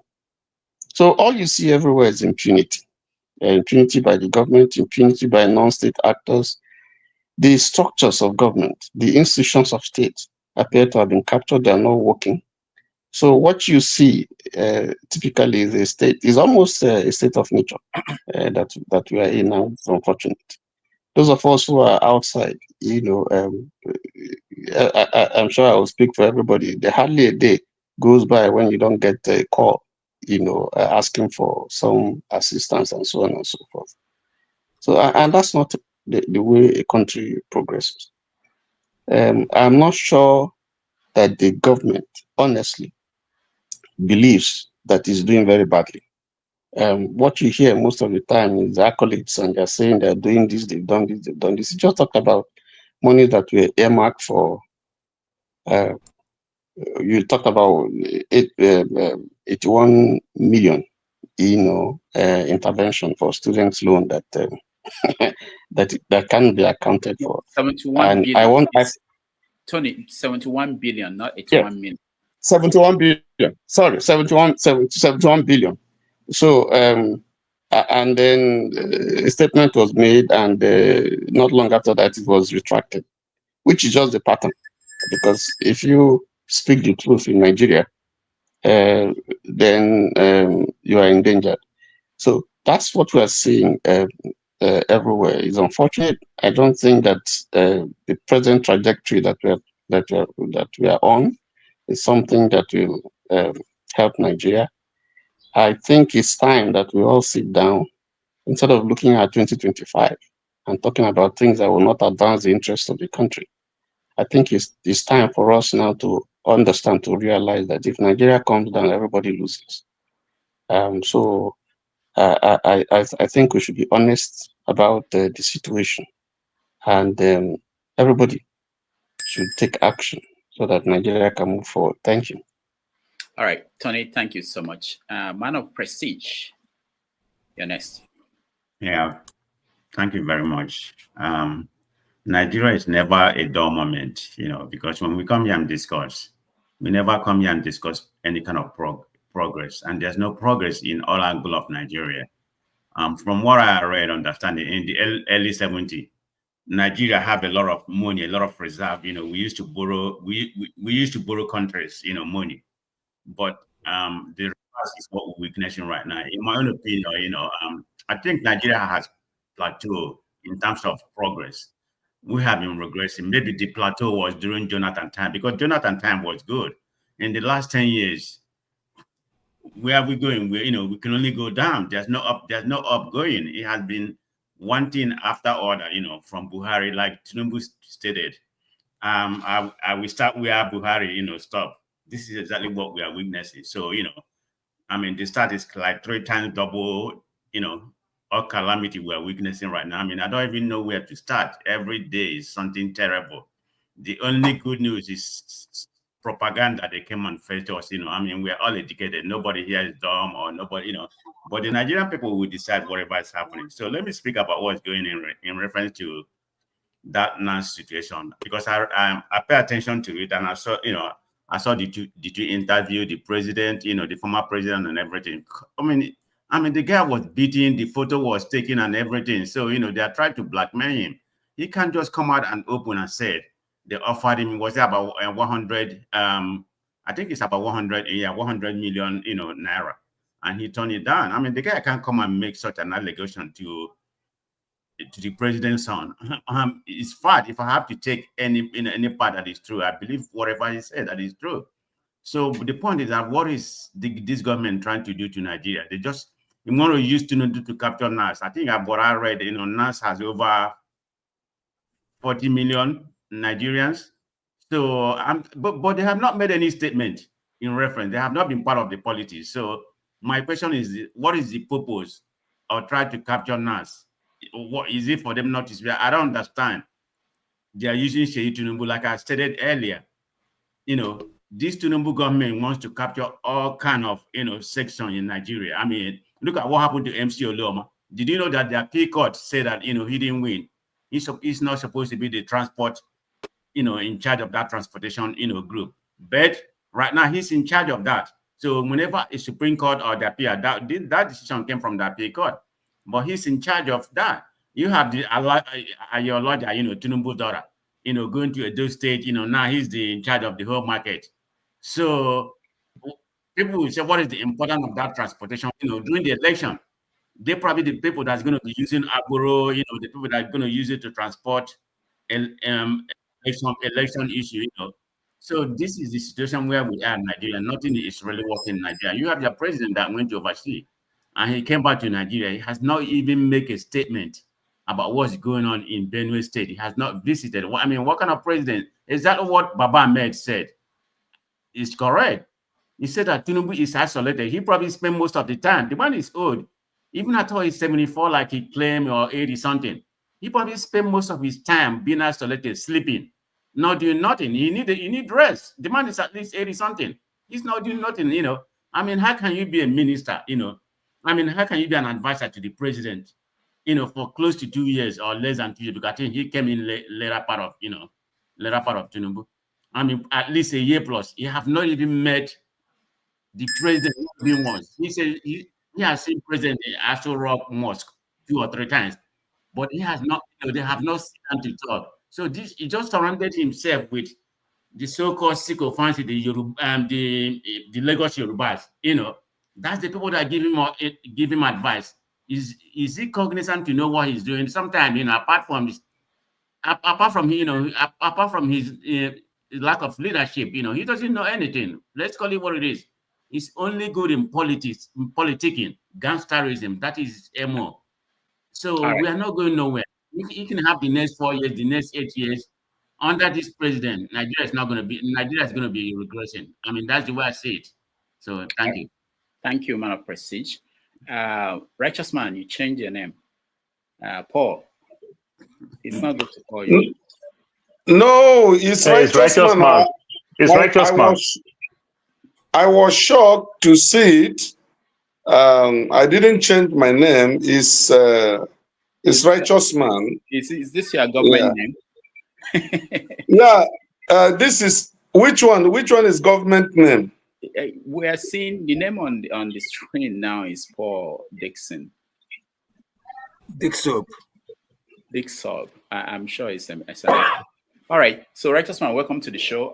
You are in Nigeria, and we are talking about what we are seeing from abroad. You know, you are very important to this conversation whenever you join us because you are there at home.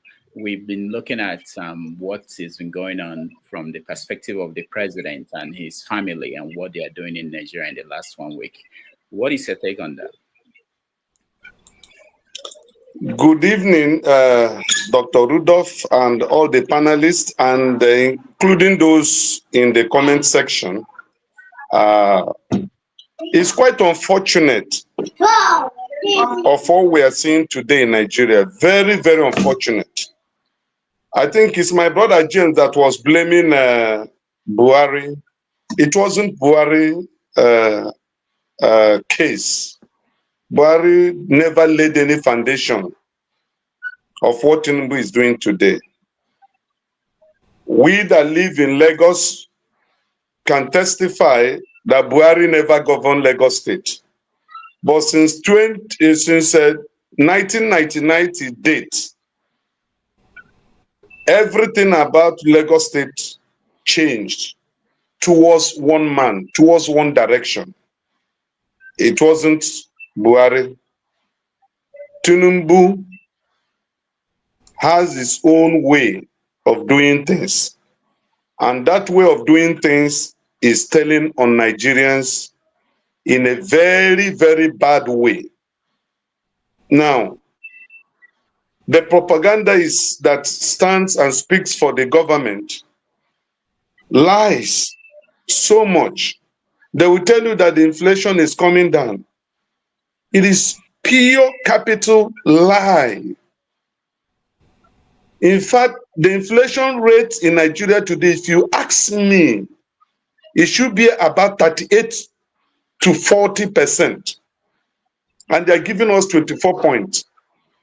Because if there is improvement in the economy, it will trickle down to the ordinary man on the street.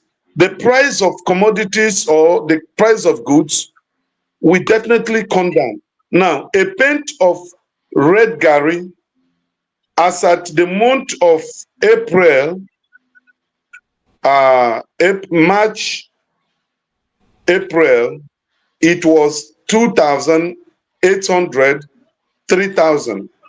As at today, the 3rd of May, 2025, it is sold at 3,500 naira, between 3,450 to 3,500. Okay, four small pieces of plantain, the smallest pieces of plantain is 3,000 naira. Just four, small, very small, that cannot satisfy a 3-year-old child is 3,000 naira. Okay, now a kilo of what do you call it, of chicken, a kilo that we were buying at 800 naira during Buhari regime to 1,000. As of today, that kilo of chicken is sold at 6,000 naira. And they are telling us that inflation is coming down. So where is it coming down? This man policies are working against the ordinary man. Nigerians are in hell. Nigerians are suffering. These people have no agenda for the poor masses. They told us that Warri Refinery has started refining fuel. We learned that $600 and something million spent were a flop. There is no production going on there. So the Tinubu and his family and his cohorts have no vision, no plan, no good policy for the Nigerian people. It is all a gangsterism kind of regime. And if you talk, you disappear. If you talk, you will be manhandled. So it is a difficult moment. This is the worst moment in my life as a Nigerian. And not only me. Many Nigerians are crying. The country is in a total mess. So that is what I have to say for now. All right. Thank you so much. You mentioned the viewpoint, your viewpoint on how Tinubu is doing. I want to play a video of Ojus Lokalo reacting to Peter B's speech at Johns Hopkins University here in America. And he talked about economy and what it some of our leaders going around America, Europe, Canada, Australia, China, the marketing our country. When we're busy looking for investment to pull up the country, people are busy going to tell everybody in Nigeria that nothing is happening in the show. But how do we bring the people up? We must lift our Nigerians up. The policies of President Ahmed Tinubu is going to work, and it's working. But the problem is that it's not trickling down. It's the trickling down effect is what is after, and that is why we need continuous investment without stop. This is why we're all over everywhere to bring new investment back to Nigeria, so that people can see work, hunger will go, and things will work. I know it's all over the world, it's difficult, but let our leaders come together. We are one family. Tinubu is not the owner of this country. He's just our president, which he will go. Buhari is already in Daura from Kaduna. Tinubu will one day, after 8 years or so, one day be in Lagos, and nobody calls his name. So let us stop demarketing our country. Let us as family come together and work on our economic policies. The essence of opposition is to do the correct things and tell us what is wrong, how we can better the life of the people we want to govern. If it's this way that opposition will be, it means they have nothing to offer Nigeria. We will not have anything from anybody. I'm not a frivolous man. I don't live in politics. I don't play politics. I bring new investment that Nigerian people can have jobs, and people of our country will be committed to it. So I prefer leaders who are speaking the truth to the world than try to malign the country. It's not the right thing to do. Can we change our hearts? Work for the betterment of Nigerian people. Whether you are anybody, let us work the betterment of Nigerian people. The betterment is what we need, whether we are right or wrong. Let Nigerian people be lifted up. That is my own pain of contention. And anybody who do not want to do this is plugging our country into a problem. Can we please rise and work for more investment to the country? Continuous investment. China was once in this position we are today. Vietnam was once in this position. We can overcome, and we will overcome. Because subsidy is a problem all over the world. You can only do food subsidy. You cannot continue subsidizing everything. Since 1960, this is the first time we are trying to tell goodbye to subsidy. Let everybody work on the real economy, and let us see the chaff and the grass. Goodbye. May we work for Nigeria. May we live and see that Nigeria survives with all economic indices showing positive. To God be the glory. All right, that was former governor and current senator Ojus Lokalo speaking. Let me put it up there for those who may have a ability to know. The government. I'm sorry, we're trying to get rid of this. All right, the people in the administration have been trying to reach them to see if they will come on this platform and defend policies of the government. We haven't been able to get any positive response from any of them. So if you have access to anybody, you know them very well, we want them to come here and be able to exchange ideas with us and tell us what we don't understand about what they are trying to do. Let me bring in OC. Dr. Descolata. Kulata knows he can always come on if he wants to, and we can talk to him. Before we move on to a new topic, which is I want us to come back to America and talk about Trump 100 days in office. But before then, let me bring in OC. Dr. C, welcome to the show. Oh, thank you so much, Dr. Damages. Yeah. So, I mean, I was listening to the video you were playing regarding what Ojo Zokalo was saying, and I think what I see there is a man who was auditioning.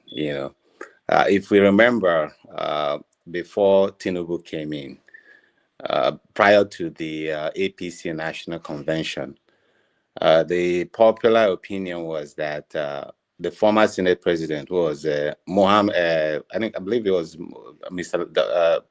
was it Mohammed Lawan? He was the one that the cabal supported, and in Ojo Zokalo's world, he believed that the guy would become the president. So, he put all his eggs in one basket, and he supported the guy with all his chest. But unfortunately for him, Tinubu's group prevailed, and he won the APC primary and went on to become the president. And so since then, Ojo Zokalo has been auditioning to get himself back into Tinubu's orbit. He was interested in becoming the Senate president. Of course, that didn't work. Akpabio won.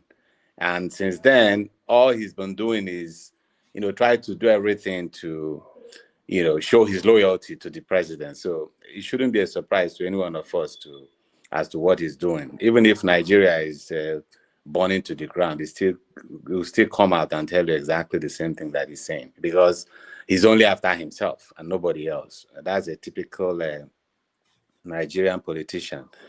Then regarding the broad issue we are talking about Tinubu's tenure and what he has been able to do, going on to 2 years now. It's I know we've talked about this. Sometimes you just get fatigued talking about the same thing and not making any progress. Because I could tell you that, if we're able to save all the things that we say today and fast forward in the future, this time next year, we will still be talking about the same thing and probably worse. Where do we even start? The other fellows who spoke before me, they've talked about everything. Is it about security? Now, Boko Haram, ISWA, they are all back in full swing now. Okay, but Plateau and Benue, they are hemorrhaging. As a matter of fact, the whole country is under siege. And then we talk about economy. How do you talk about economy where there is no security?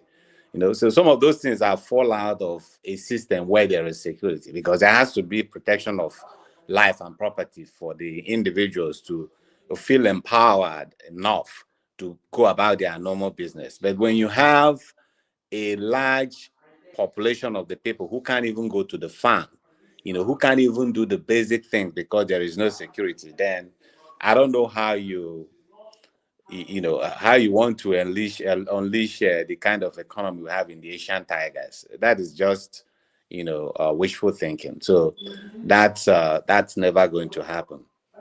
It is very, very unfortunate that I think there's a saying to the fact that unless you can finance, some of your temptations, don't go about bragging about your morality. If Tinubu is a man who, for the past several decades, was in front of, civil society in this country, fighting the military, doing everything, was in exile during Abacha's regime and all those things, who knew that the guy who did all those things in a few years later will morph into a monster that we're seeing today, to the point that he supports every anti-democratic forces. Nigeria today is on the brink of totalitarian, totalitarian. Even in the military, I don't think that, the state has been under the capture of one man the way, we see it today. Look at the judiciary. We have somebody who presided over a court that made somebody who came to the governor of his state. He's the Chief Justice of Nigeria now. We talk about the electoral body. Basically, it's whichever name they give them to announce becomes the winner of any election. So when we have all these people, Atiku and Obi, running from pillar to post in the number 4 position, I think they're just wasting their time and everybody else's time. Tinubu is not going anywhere. He's going to be the president in 2027, and it tells me that even if the Almighty God keeps the guy, I think even having a third time will not be outside of his orbit. Because he wields the kind of power that nobody has ever seen in this country. What about the legislature? We know all the story of Akpabio and the rest of them. There is no legislation that the man wants to pass today that he can't. Before now, they were the architect of the Sovereign National Conference that we talked about during those old Nadeko days. Now we're talking about restructuring. But have you seen that after ascending the throne, now nobody talks about restructuring again? Something that he, as somebody from the Southwest, has been championing. Nobody talks about restructuring again. We talk about state police. Nobody's talking about those things. So you see a situation where the man basically wants to concentrate all the power to him and the few of his cronies. And I think the blame goes to us Nigerians. There was a saying to the effect that Pharaoh was asked, why is it that you're a dictator? And his answer was that because the people let me. So we can always have monsters all over the place. What is surprising is that Nigerians are letting that go on in the country of the amount of citizens we have in our country. A friend of mine made some statement the other day, and I want to be clear. So he said something to the effect that under the current dispensation, there is nobody who can dislodge the current system unless it's the same military we talked about before. That is not. Let's get it straight. Nobody is romanticizing the return of the military, but under this dispensation again, I think I may be tempted to agree with him that there is no other way to change the situation we are now. I don't want to get into it. I don't want to be the guy who, will come back and in the airport and all these guys will be after me. So I don't. but Osi, hold on. Osi, on your show with I forgot the name of the show, the Diaspora something. What is it called again? The Diaspora Dialogues. Okay, yeah, Dialogues. You had Dan Kunle. Yeah. What happened there? Because in Barogi, Professor Farouk's column, he mentioned that there were people who the former MD recruited, and they started attacking your show. What happened? Yeah, so that was our show last. I believe it was just last Saturday, week today. So basically, as you know, in Diaspora Dialogues, every last Saturday of the month, we bring out one of the topical issues facing the country, and then we talk about it, and then we invite a guest who is knowledgeable in that particular, who has expertise in that particular topic. So in last Saturday's edition of the show, it so happened that we're talking about the oil industry, NNPC to be precise. And Dan Kunle is somebody who has a very vast knowledge. He's been a player over the past 3 to 4 decades in the oil industry. So we invited him to throw some light into what everybody agrees to be a very, very opaque organization. And that was exactly what he set out to do. He answered questions about the upstream, downstream, midstream sector and all those kind of stuff.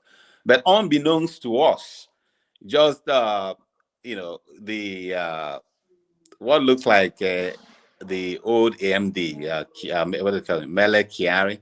Yeah. So he has some minions who basically dominated his discussion. So even as Kunle was making his presentation, they were writing things, everything that was in praise of the Mele Kyari, how he was good, how he was the biggest thing that ever happened to that corporation and all those things. And Dan was very, very clear. He wasn't there to criticize. He was just, trying to throw light to some of the things, trying to separate fact from fiction.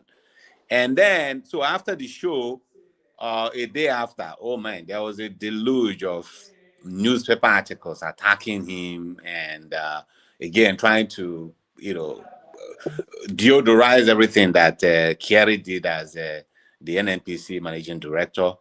And in fact, it was just basically character assassination, while trying to use a very, very beautiful brush to paint on the former MD. So that was exactly what happened. Yeah. All right. Thank you so much. Let me just use the opportunity to announce that tomorrow on 90 Minutes Africa, we are going to have Professor Farouk Berogi, who is going to join us. Most of you know him, a columnist for the Tribune, and his column is syndicated in Nigerian newspapers. He's a professor at Kennesaw University in Georgia. He will be here. He will talk about Africa's endless search for heroes. We touch from Captain Ibrahim Traore to this idea of the strong men, propaganda, and imperialism. So many things together. He will also give us insight on what's happening in the Middle Belt, where he is from.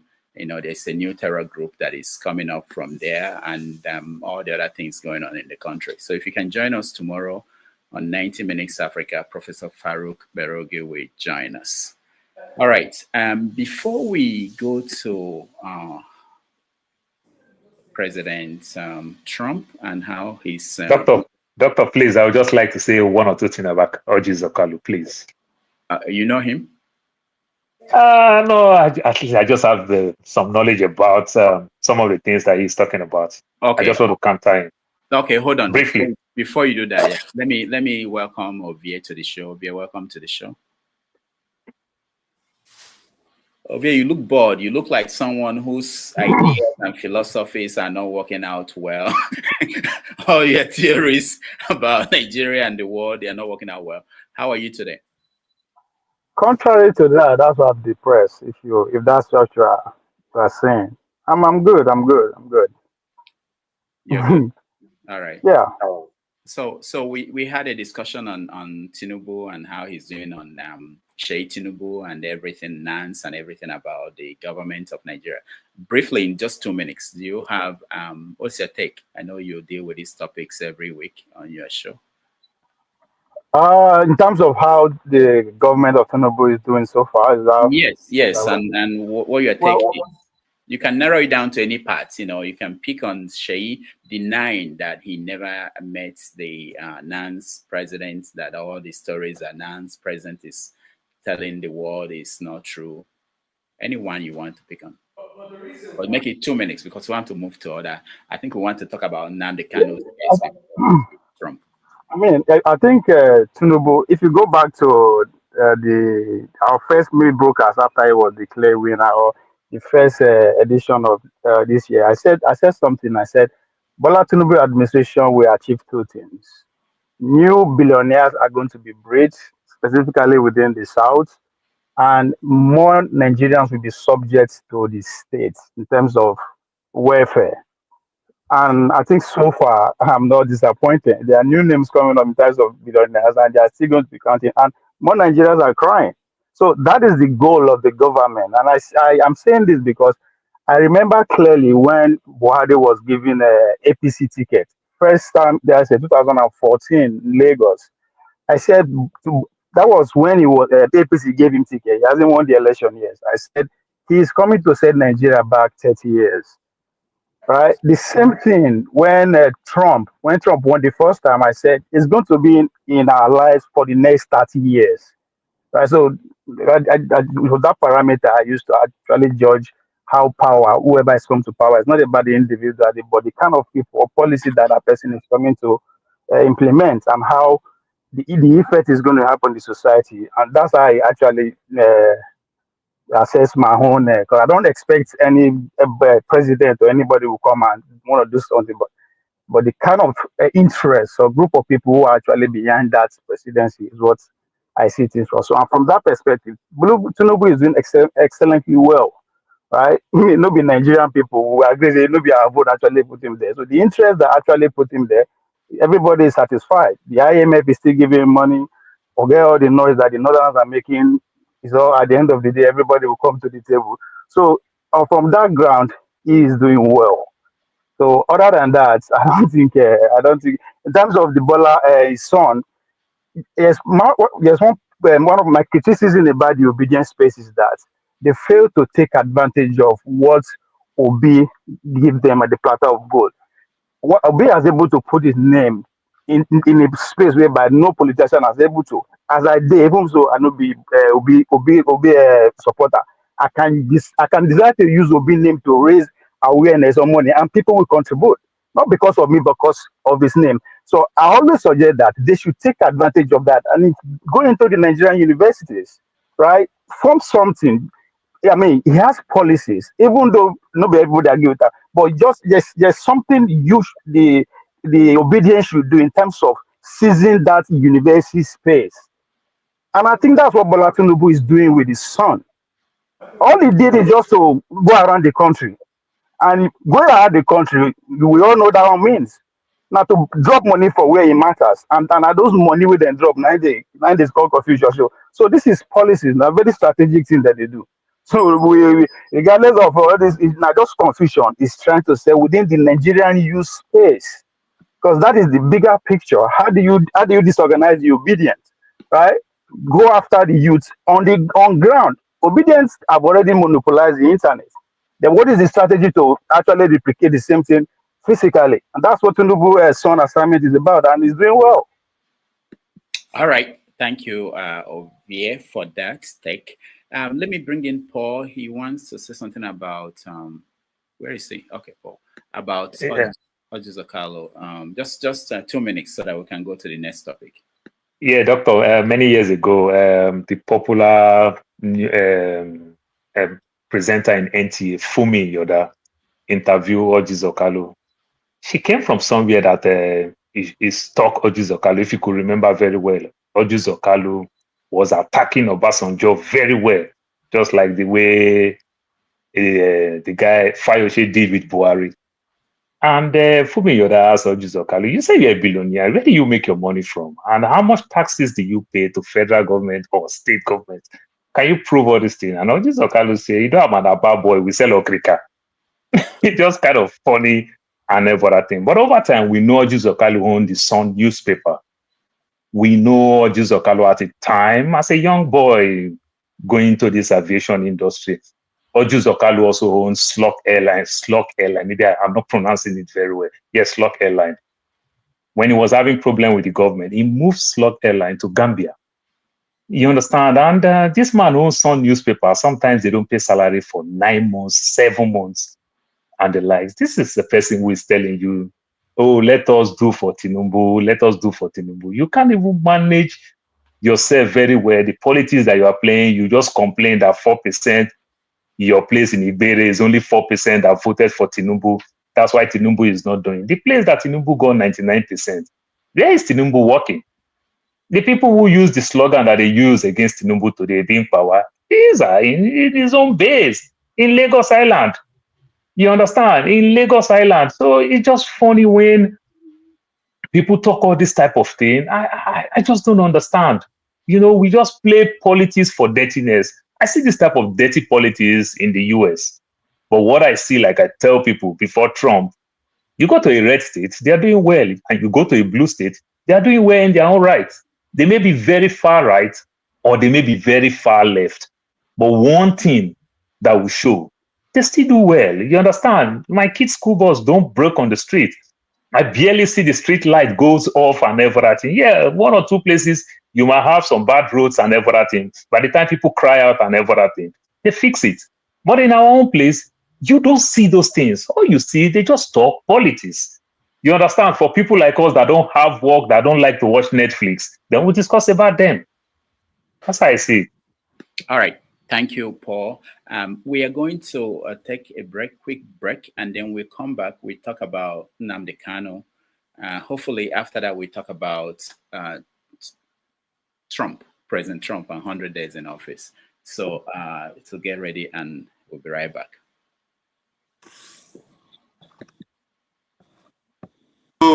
Contest. Yeah, he wanted the heads of state to ask him to continue. Unfortunately for him, he never knew we had planned a coup under him with bringing the president of Tanzania, with President Thabo Mbeki and President John Kufuor. They said no, they will not allow third term with those presidents, with Americans.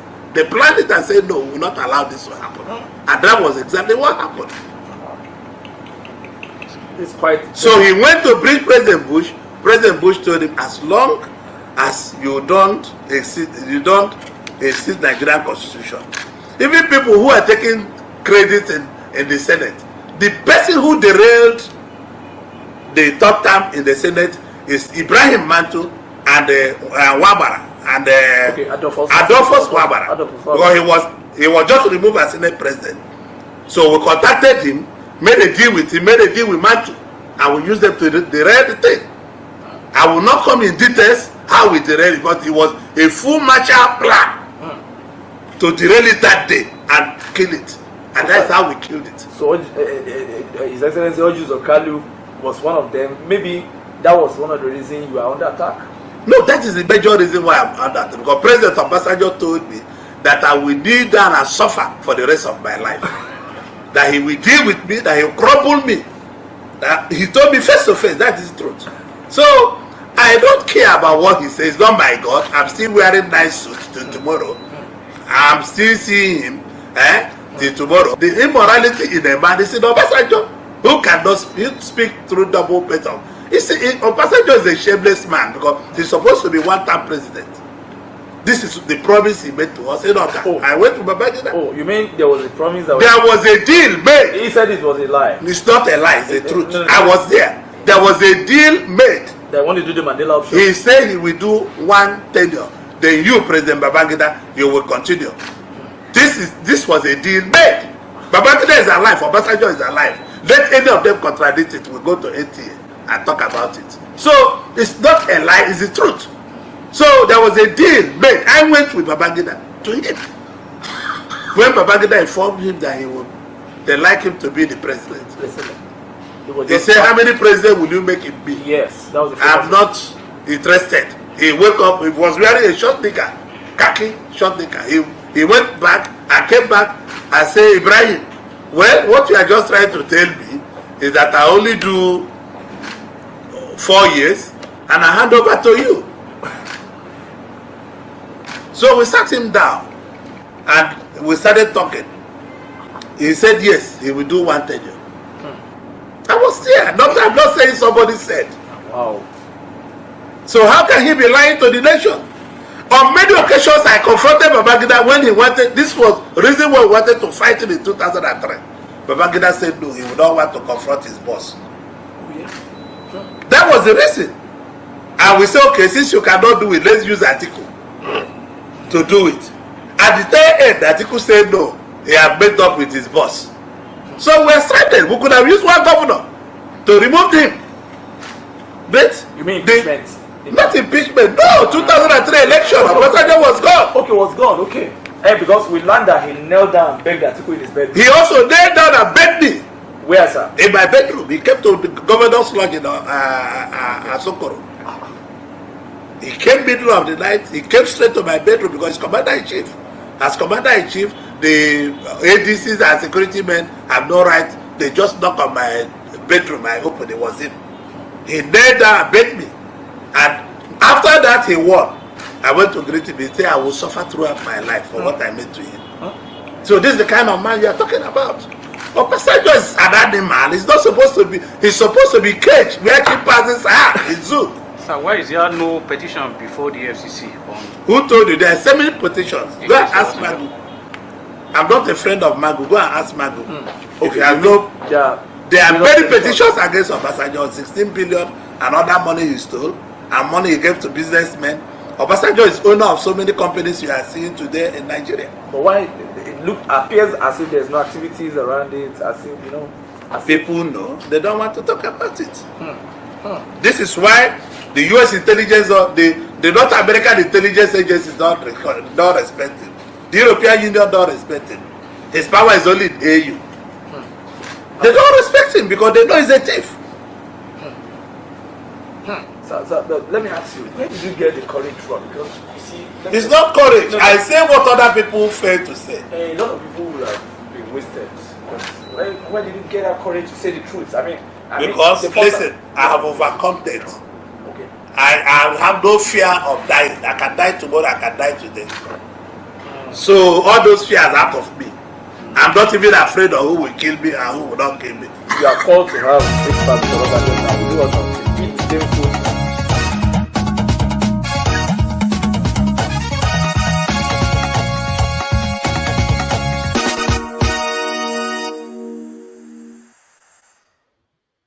All right, welcome back, everybody. And that was an old tape, but it gives you an insight into, for those who have not seen it or don't remember that, into some of these characters in Nigerian political space when they speak, who they are, what they've said in the past, and why we should pay attention to them. And all right, so let's go on and touch on quickly, because it's a case that is ongoing. I want us to really quickly, I give everybody 2 minutes to touch on what they are expecting from Nnamdi Kanu's case at the court in Abuja. So I will start with you, Dr. Wong. Have you been following the case? What is any surprises for you so far? What do you expect will happen with that case? Well, I've been following it. You remember during my last program on this station, that question was raised, and I said that the trajectory of the matter will definitely lead to the release of Nnamdi Kanu, because the diplomatic footworks have already been done. You remember I stated it, and you can see the process moving. Number one diplomatic footwork was the change of the judge from the hostile Fulani to friendly Yoruba, and bringing in a well-recognized senior lawyer to lead the case. And of course, this was actually, we can say it, because we may not say it openly, but that is actually the work of the Southeast governors who worked on the ground and felt that the president cannot just come and say, look, we are pardoning Nnamdi Kanu. Since it is before the court of law, the legal processes have to be followed. And that is what they are saying. And if you look at the last proceeding, during the cross-examination of the judicial officer, they found that the evidence so far presented are in favor of Nnamdi Kanu. So at the end of the day, and with the order of accelerated hearing ordered by the judge, it's evident that Nnamdi Kanu will go free at this time. Thank you very much. All right. Thank you for that, your take. Let me come to you. Femi, what are your expectations? I expect that hopefully that at least the trial will be allowed to go on, and we can move on from this case that has continued to be stalled for political and maybe other subtle reasons as well. Something that still kind of baffles me though is the impunity that various governments in Nigeria, irrespective of which ethnicity they're from, that they seem to have whenever certain things come up, maybe for political expediency or other reasons that known and unknown to us.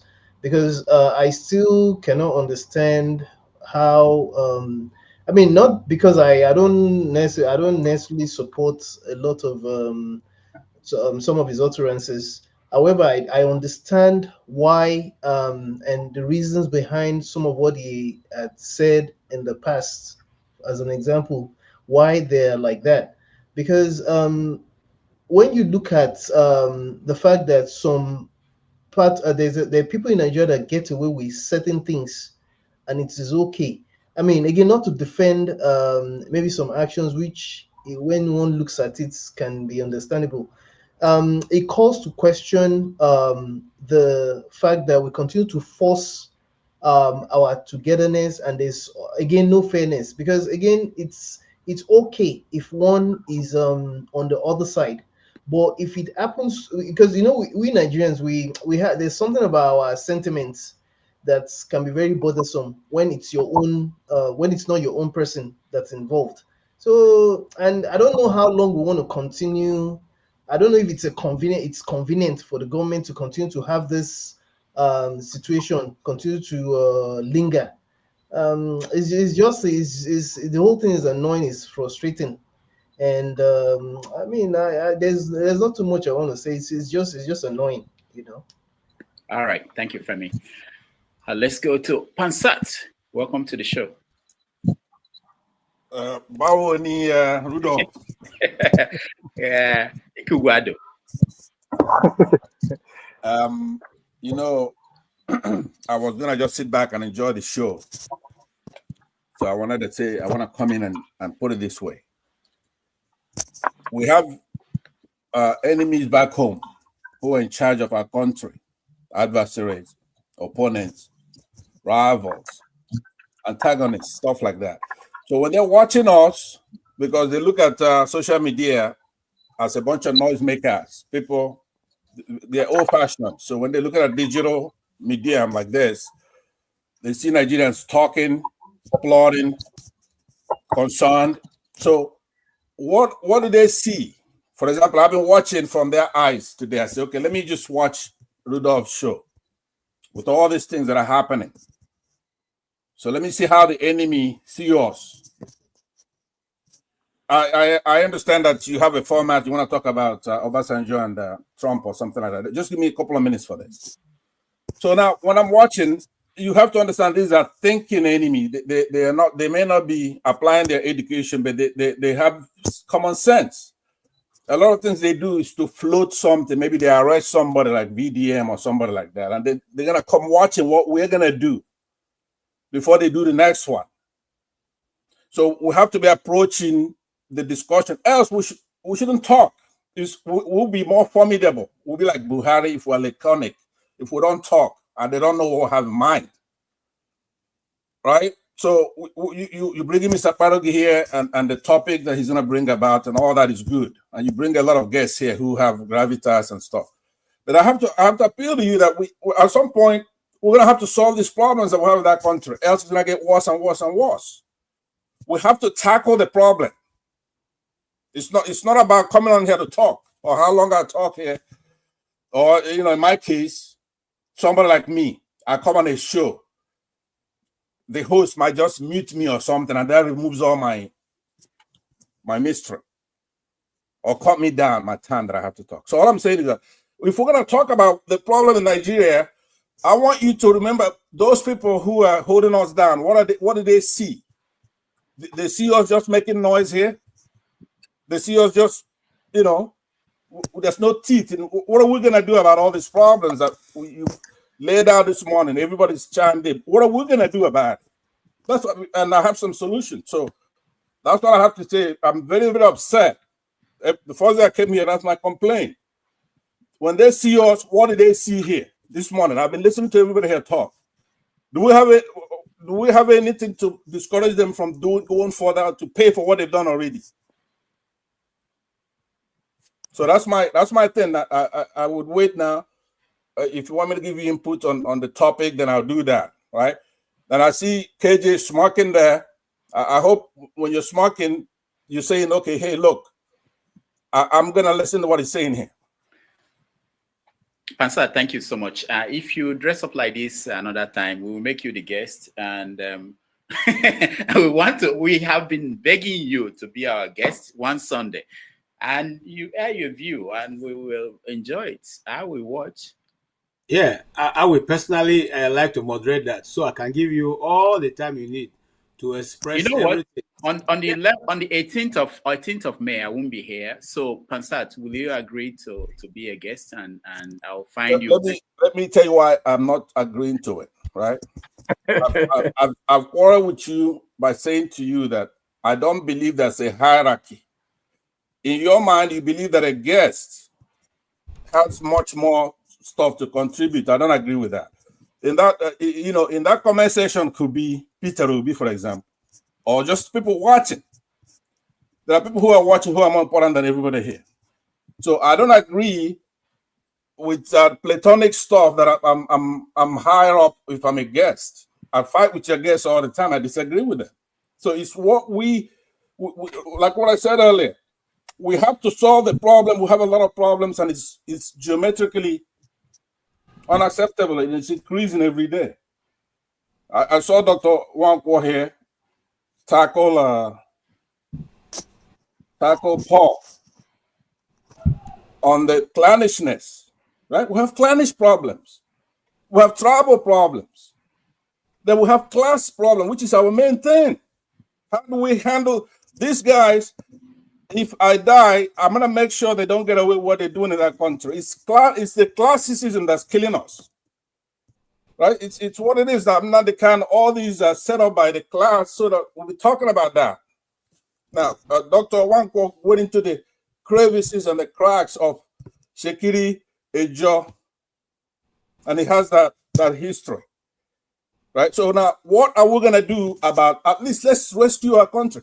People like Traore, like your guest, part of is gonna come to talk about how we're in search of heroes, Superman, right?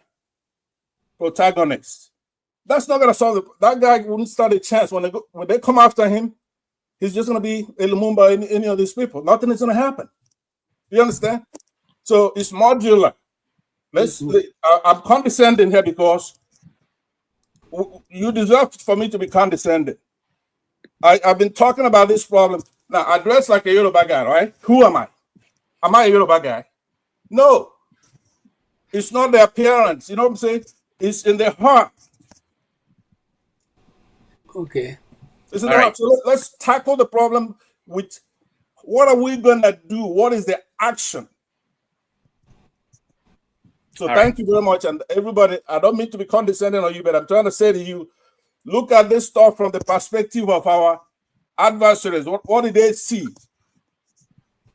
Because they're scared to death, but when they watch, when they float a few of these things and they sit back and they watch, and there's nothing to deter them from going further with what they're doing. Nothing. All right. Thank you so much, Pansat. You're welcome. Let's continue with the conversation. I'm giving everyone 2 minutes or 3 to weigh in on Nnamdi Kanu's case ongoing currently. KJ, you're next. Thank you.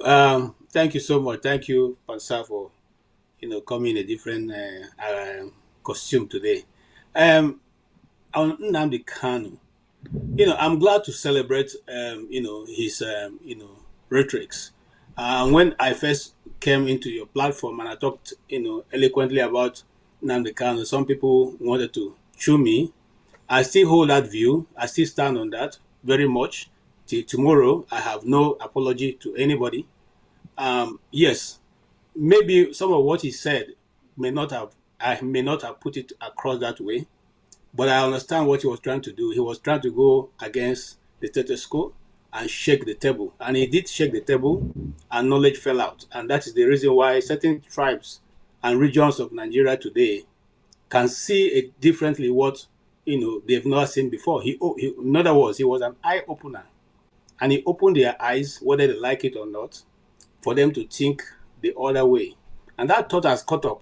So for me, a Christian, I would say that Nnamdi Kanu is, more or less, more prophetic than most of our men of God out there. He said those things, they've come to pass. So 99% of what I said, we are seeing it play out in the real time. Having said that, I want to say that he's coming to court, and even the wisdom of his legal team allowing the case to go forward, I think is very novel, because if they didn't allow that case to go forward, we would have known the weapon of mass destruction which he had in the hotel room. We would have known what to wear. We would have known that he is the only one who is carrying out the so-called terrorism act, for which they've not been able to find anything concrete to hold on to. And now we also would have known that indeed they have no story to tell, because that's the only reason why they're giving those guys a mask to wear. And then we'll also have known that the only evidence they have against him is an evidence as old as 10 years backwards, which they took from him in a hotel in Lagos, for which, in fact, is not even in their original charge against him. So he's been allowed, or the case being allowed to go forward, will give us an insight of what they are holding him for.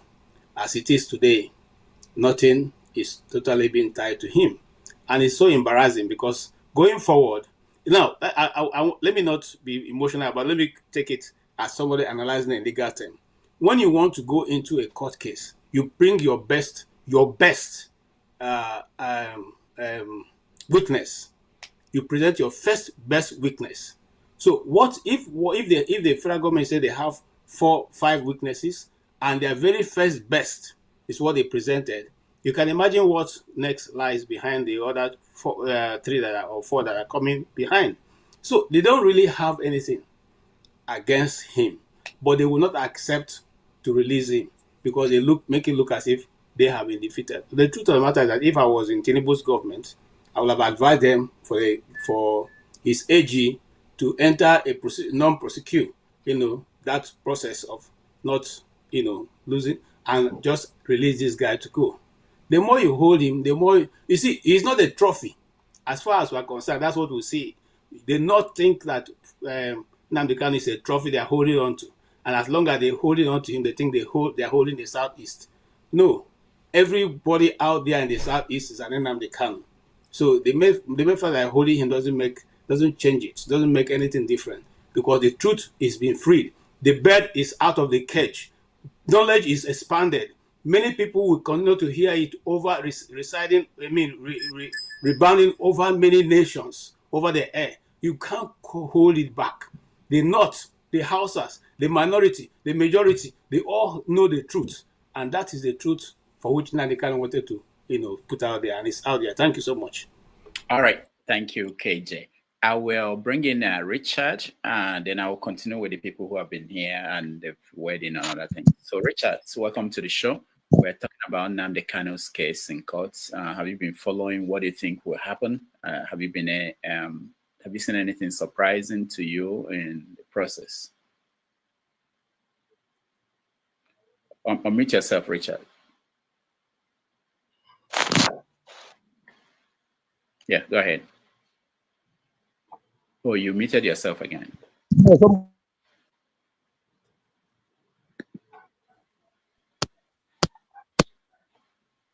Yeah, Richard, go ahead. Okay. Good evening, all. Nnamdi Kanu is my friend. I don't know. I've not met him before, but I admire his courage and his bravery. And such person being locked up since how many years now? I mean, 4 years and 6 months plus the ones he stayed. I've had in total about how many years? 8 years. Has been in Nigeria detention for doing nothing, just for speaking the truth. Because what Nnamdi Kanu speaks is exactly what is happening in Nigeria, or what has happened in Nigeria. So holding such man in detention for at least 4.5 years now is injustice, not only to him, but to his people, to his family. This man has, family, has children, and they just, picked him up, adopted him in Kenya, and since then he has not seen his family, has not even, he's not a free man. Last week we saw what happened in the court, whereby the DSS was telling Nigerians that they caught Nnamdi Kanu with a microphone, with laptops, with perfumes, with t-shirts, with I mean, it's laughable. Holding this young man because of perfume, because of microphone, because of cable, iPad, iPhone. I mean, it's disgusting. It's just disgusting. I have a Yoruba friend who was really anti Nnamdi Kanu, but since 2 days ago, he called me and apologized because the whole world, Nigerians were waiting to see that kind of weapon that Nnamdi Kanu wanted to overthrow Nigeria. That chemical, biological weapon of mass destruction that Nnamdi Kanu wanted to use to overthrow Nigeria, to dismantle Nigeria. But none of them happened. Nigerians didn't see anything. So why are you still keeping this young man? Why not you just come down from your high horse, swallow your ego and release this man? Let him go. Let him go, and then make peace with other Nigerians, because Nigeria is not at peace. No any part of Nigeria is at peace as we speak. And the more you hold this man, the more you have more troubles in Nigeria, mostly in Igbo land. Thank you, Dr. Rudolph. Thank you so much, Richard, for your inputs. Let me see. I don't know if you have said something on this. I lost track. But if you have not, just let me know. I'll bring you next. Man of President, go ahead. Yeah, thank you very much. Let me also mention that Pansat will hang out with me at the top. I like how he dressed. Good afternoon, neighbor. Yeah, initially I wasn't a proponent of Nnamdi Kanu because I didn't really follow him. But what I heard was what was going on social media, the utterances, which some of them are, I condemn. When I mean utterances, that's what he said about some other tribe, that has nothing to do with what's going on. But recently, I've been studying Nnamdi Kanu, following what is going on, all his prognitive, had come to fruition. I mean, everything that he said, like KJ said, like he was a prophet. Most of what he said is what is actually happening right now. There's no doubt about it. So this is why I'm beginning to change my mind about this guy is unjustly detained. He has no case to answer, because I followed what transpired last week. The so-called witness, they are not showing their face. I mean, how are you going to have a witness? They come to court, they're not showing their face. And that's supposed to be. But anyway, the lawyer that he have, I think one of them was former Federal Justice of Nigeria. Since they have come into, they are doing a great job at this particular time. Like they said, after this case, they're not going to be talking anything about the kind of what's going on about the case. So they are very diligent in what they are doing right now. But talking about what actually happened, I mean, you went to the hotel. You caught Nnamdi Kanu with a woman. We know he's married, but that's what some men do. So there's no offense, I guess, because he caught him with someone and 2 laptops, and there's nothing about terrorism that associated with him when you caught him. I mean, he's winning the case. I mean, they don't have any case. I mean, the witness they just bring favor Nnamdi Kanu to what we're saying. Nothing you caught him with that that will exemplify any kind of terrorism. So the man should be free. I'm saying it right now. I'm a proponent of Nnamdi Kanu. Forget some of the utterances, maybe something tribalism that he used. I probably wouldn't use that word, but he's fighting for his people. He didn't do anything wrong. When have an agitation become a crime? What is the purpose of detaining him? He shouldn't be there where he is right now. If Tinubu has a ball, he should go ahead and release him. Even Igboho that was, they ransacked his house. They found a lot of ammunition, but this guy, they didn't find anything in his hotel. So he shouldn't be where he is. He should be released. I don't know what Tinubu is waiting or whatever. I think it was Dr. Nwankwo that came say the Igbo governors, they don't want him. They don't want Tinubu to release him. They want him to go through the legal process. But Tinubu can do it if he want to. So, but I hope he's going to be free. But Nigeria is not a sane country. So I hope I have the kind of hope that Dr. Nwankwo have, that he's going to be released. Anything coming from Nigeria, until it actually happen. I mean, because there's nothing you're going to tell me that's come from Nigeria that I'm going to believe. until actualizes. So that's the way I see it. Thank you. All right, thank you, man of prestige. Let me go to Mr. James. Mr. James, welcome.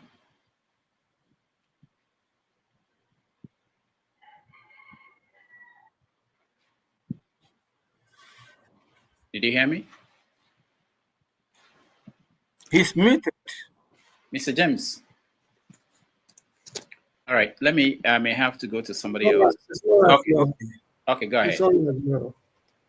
Yeah, you see, Nnamdi Kanu's case is neither here nor there. Since Mr. Tinubu assumed office, people seem not to be analyzing his actions and thoughts carefully. All people are thinking about now is 2027. He will not contest, he will contest and those kind of things. This man is likely to be having a completely different plan from 2027. What he and his people are planning, nobody knows and nobody cares to find out. Nnamdi Kanu's case is tied onto that plan. If he wants to contest in 2027, it will be in his own interest to release him, to get the vote of the Easterners, in addition to the coastal minorities and the West. Because people are already saying that without the North, nobody can win election in the country. Now, if he is able to satisfy the South, no matter what, because the end justifies the means, and get some vote from the middle belt, it's likely to carry the day come 2027. But if that is not his plan, if he has other plans with his people, because one thing is that people are very good at underrating the Yorubas. If you look at the way they solved the June 12th problem, when the problem erupted, nobody in the country ever thought of civil disobedience. People thought they were going to war, but they charted a different course altogether. They formed NADECO, and it was a Yoruba affair, and they got what they were looking for. These are people who use their intellectuals to get what they want. So Nnamdi Kanu's case is tied onto their plan. What that plan is, frankly speaking, I do not know. So this is how I see it. So I think it is too early to say that Nnamdi Kanu will be released or it will not be released. That is how I see it. So all right. I have no opinion about it. Thank you. Thank you so much. Femi, can yeah, you... Rudolph, could I go now and then I'm going to do something and come back? All right, go ahead. But Femi, hold on, Pansa. Femi, did you weigh in on this? Yes, sir. Okay, thank you. All right, go ahead, Pansa. Okay, so in a nutshell, let me say that this case has gone through all parts of the Nigerian legal system, and an inferior court to the Supreme Court, which is the apex court, tossed out the allegations against Nnamdi Kanu. But something happened in that Supreme Court when they went there for appeal. The government went for appeal. A Justice Garba Mohammed, I'm going to emphasize that name, Justice Garba Mohammed, found that the secret police, Nigeria's secret police, had violated Kanu's rights during his arrest and extradition from Kenya. But he made an interesting find, which is to say that even though, now remember, he reprimanded the Nigerian government. He found that they violated his rights, that he did not jump bail. I want everybody who's listening to take note of what I'm saying, so that if you disagree, then you come up here and you say why it's not so. So that Justice Mohammed found that the Nigerian government violated Kanu's rights. He reprimanded them for going outside the country and renditioning him illegally. He found that he did not jump bail, right? So after doing that, then he went on to say that there's nothing from the Nigerian lawmakers that says that the trial cannot go forward. That's the only reason why he brought it back over there. Now that spins law on its head in any jurisprudence. When the cause of action is found to be illegal, the probable cause is found to be illegal by the Supreme Court, then he turns around and says, you know what, though? That lower court, that inferior court still has the right to try. That is unheard of anywhere, because the Supreme Court has the right to even render what's done by the legislature to be unconstitutional. The role of the Supreme Court is what's called judicial review. So it's absurd. No, it's more than absurd. It's bizarre for somebody who is sitting there as one of our Supreme Court judges. That's what I'm saying. We ought to divide this country so that Sharia people can do their thing. You could have at it with that kind of reasoning. That's the only reason why now the kind of going through. Rudolph, is it okay if I expand? Somebody's making noise here. Please mute yourself. I'm almost done. Because even after Rudolph admonished me to end it, I still have the right to go a couple of minutes after he says that I'm done. Right? That's the way it's done here. So I'm saying to you, Tony, I hope you agree with me. I know you do agree. These things have already been to our Supreme Court. And it was adjudicated and found that the Nigerian government violated his rights. Now, due process is something that you and I, that is something we cannot do without. Application by the state of all legal rules and principles pertaining to any case, all the rights that are owed to us or to an individual must be protected. Can I ask Spencer the question? Well, what is it? What would you have to ask me? What do you have? Because me and Spencer have gone through this before, okay? And I think he's being disingenuous now.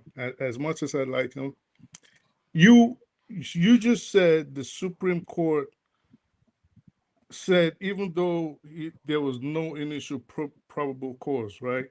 The Supreme Court said, well, but we're still going to proceed with the trial. That was what the Supreme Court said. I mean, I would assume that Nigeria, if it was, say, the United States, we have what is called, and I believe you would know this because you speak about the law a lot, we have what is called the fruit of a poisonous tree. The doctrine of the fruit of a poisonous tree, which is if the initial probable cause did not exist, then anything else is tainted. You can't proceed. But that but that is not the case in Nigeria. Let's leave sentiment aside. Hold on. Let me post for Rudolph an article from one of our reputable organizations, the AP. Rudolph, you could look at that because that covers that particular Justice Garba Mohammed, right? So you are advancing my point unwittingly. I speak the truth. That particular doctrine that you speak of, fruit of a poisonous tree, applies here. I'm not even making the claim here, but that's what the court. Now, this article, if Rudolph will put out there, I'll read it really fast. It covers that area. This is the justice himself. So that's why it's so absurd that he finds that Nigerian government did not obey the law. Now here it goes. Nigeria Supreme Court reinstates terrorism charges against separatist leader, right? So go further down. You go further down. Unfortunately, our computer here is not, we need a... Okay. All right. Just a little, okay, right there. It says, Abuja, Nigeria, AP. Nigeria Supreme Court on Friday overturned a lower court ruling dismissing terrorism charges against the popular separatist leader whose trial has been blamed for an outbreak of violence in the country's southern region. The court said Nnamdi Kanu, leader of the indigenous people of Biafra, IPOB, separatist group that seeks independence for Nigeria's southeastern region, still faces terrorism charges despite the lower court ruling. Kanu, who also holds British citizenship, has already pleaded not guilty to the charges. In announcing the decision, Justice Garba Mohammed said that although Nigeria's secret police violated Kanu's rights during his arrest and extradition from Kenya in 2021, the Court of Appeal was wrong to rule in October last year that the violation was grounds for the dismissal of the charges. Just a little bit more. It's a very short article. So let's go further down. Okay. No legislation in the country stripped the trial court of the jurisdiction to go ahead with Kanu's case, despite the illegal action, quote, closed, of the secret police. The justice said, the trial of the separatist leader who also holds British citizenship is expected to resume next year. So now, I speak the truth, you could see that he does find that the Nigerian government violated not only his due process rights, all kinds of rights.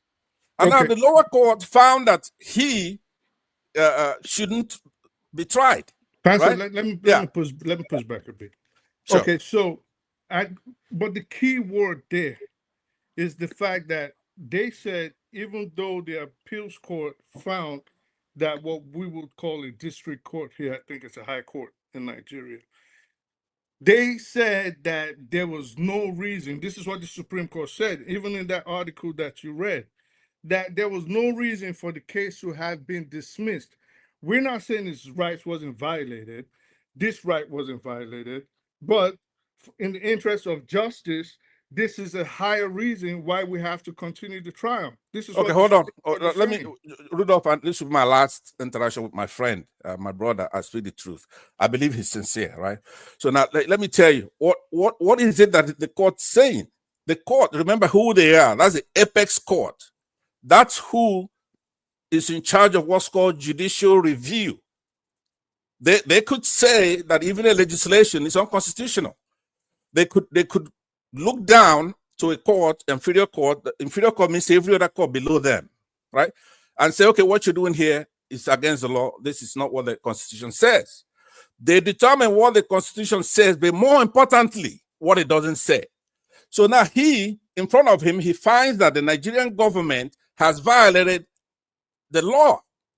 And he went further. Now, that article didn't use the caustic words they used to reprimand the Nigerian government. He called them all kinds of names. Say, what you did here is not good. Then he says but because there's no legislation that says because the government has done something wrong, this particular colleague of mine, this lower court, can still continue with the trial. Well, that's nonsense.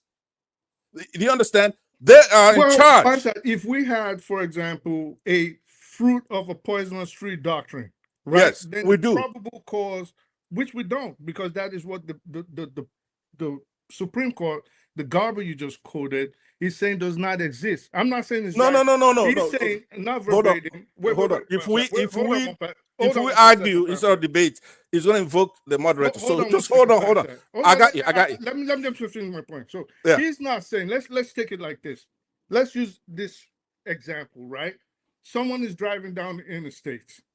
There was no probable cause except, say, he was profiled to stop him. And then you stop him and you see 10,000 kilos of drugs in his trunk. Yes. Now, the fruit of the poisonous tree might come in, except that on the highway, the judge might rule and say, well, there were exigent circumstances why he was stopped. Aside from the fact that, yes, we agree his rights were violated because he was profiled based on his skin color, but he was going in excess of 150 miles per hour. So there were exigent circumstances why the state trooper had to stop him. Right. So this is what we don't have in Nigeria. We do have it. Now, So I want you to listen. Have that doctrine in Nigeria. We do. Hold on. What you're saying, but the no, but we don't have all day. Rudolph is not going to let the bottom line is the Supreme Court judge already ruled that there was reason for the trial to proceed. So that's what. Now listen. No, hold on, please. You're talking from both sides of your mouth. Number one, the Supreme Court, you and I agree, is the apex court that's in charge of judicial review, like anywhere in the United States and in Nigeria, right?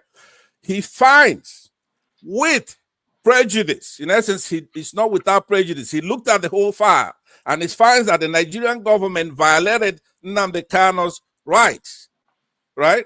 That he did not jump bail and that bringing him back was illegal and that they shamed the country by doing so, right?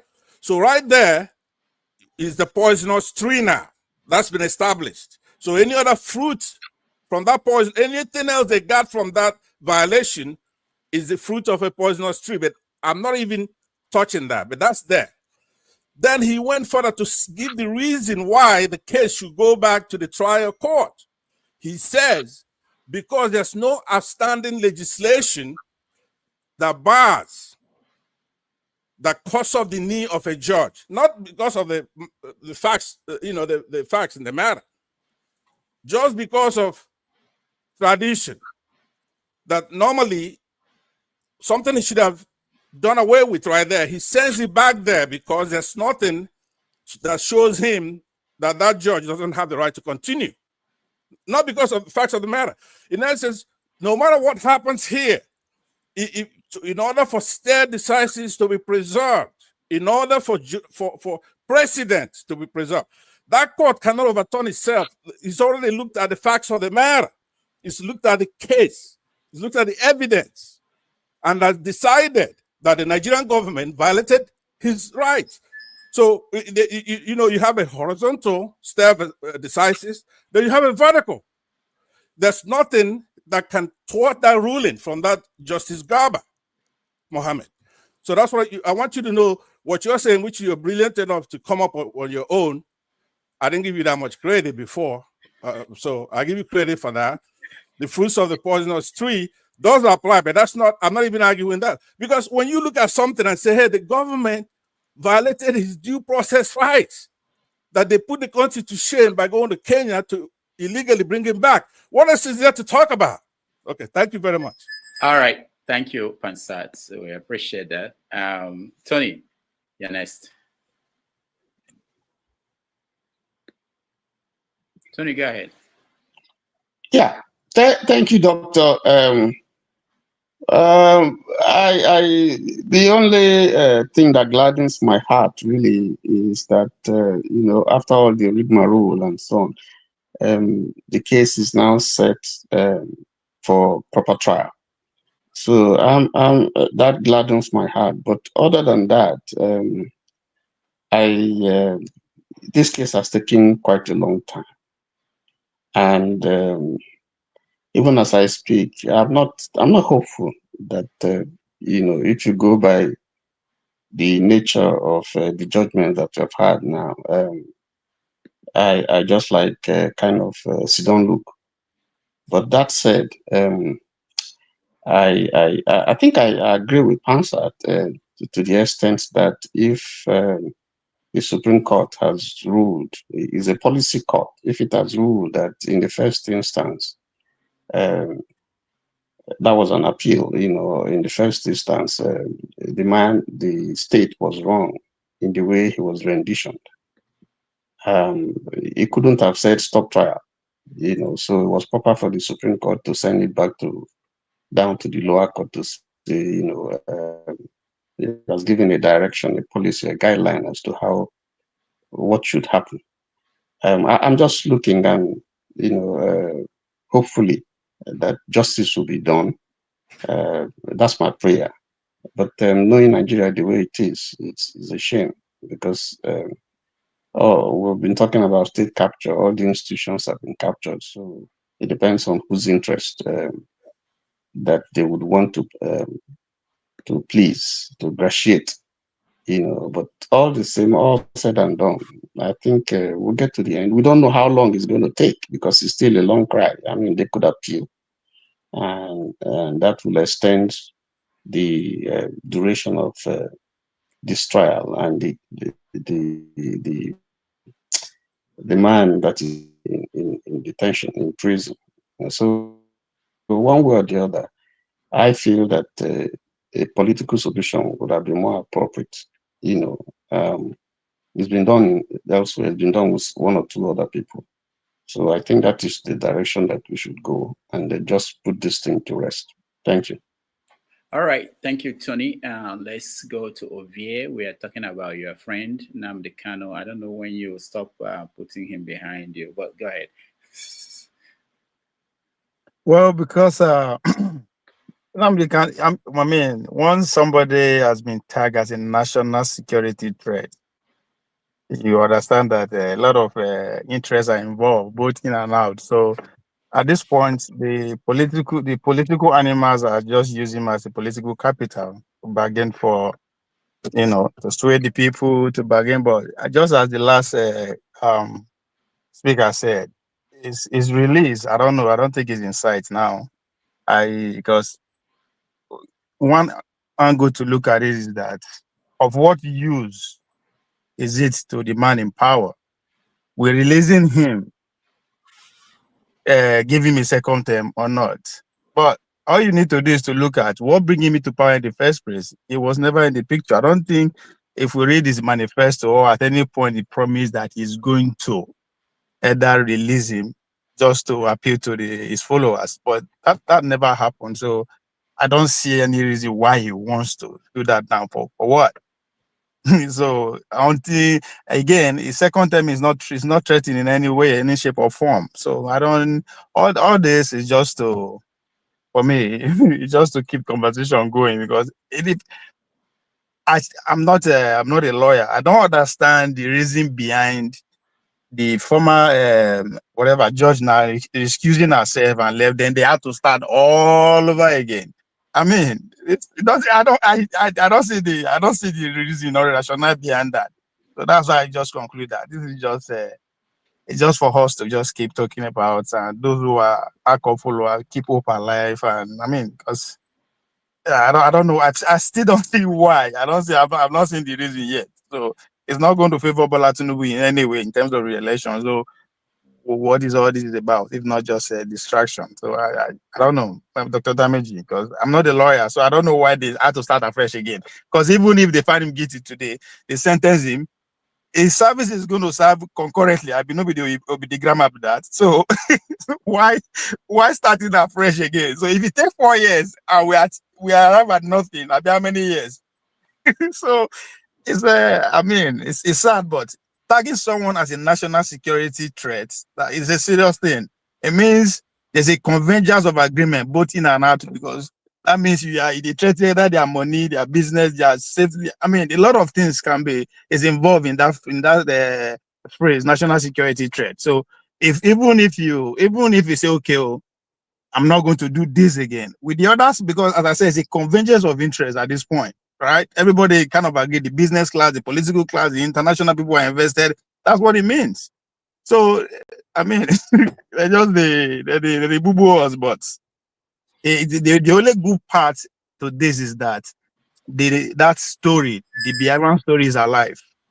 I think for me, that's the only good part to this, because he's never the person that will bring that results to fruition. The generation to come that we do that, but for him to keep that conversation going, not just at the national level but international level, for me, that's a hero for me right there.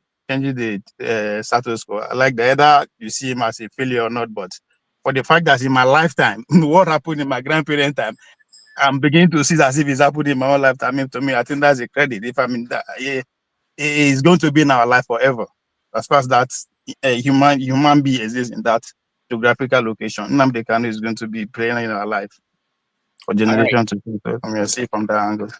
Thank you, Obi. We have about 3 more minutes before we go to the next stream, and the host of that stream, Forefathers, is here. I want him to weigh in on this topic, and then I will let I speak the truth to round it up. I just want to also announce that the month of April, no, we're now in May. The month of May, we're going to have a series of conversation about Biafra, because if you remember, the anniversary is in May. So we have some former Biafran child soldiers joining us.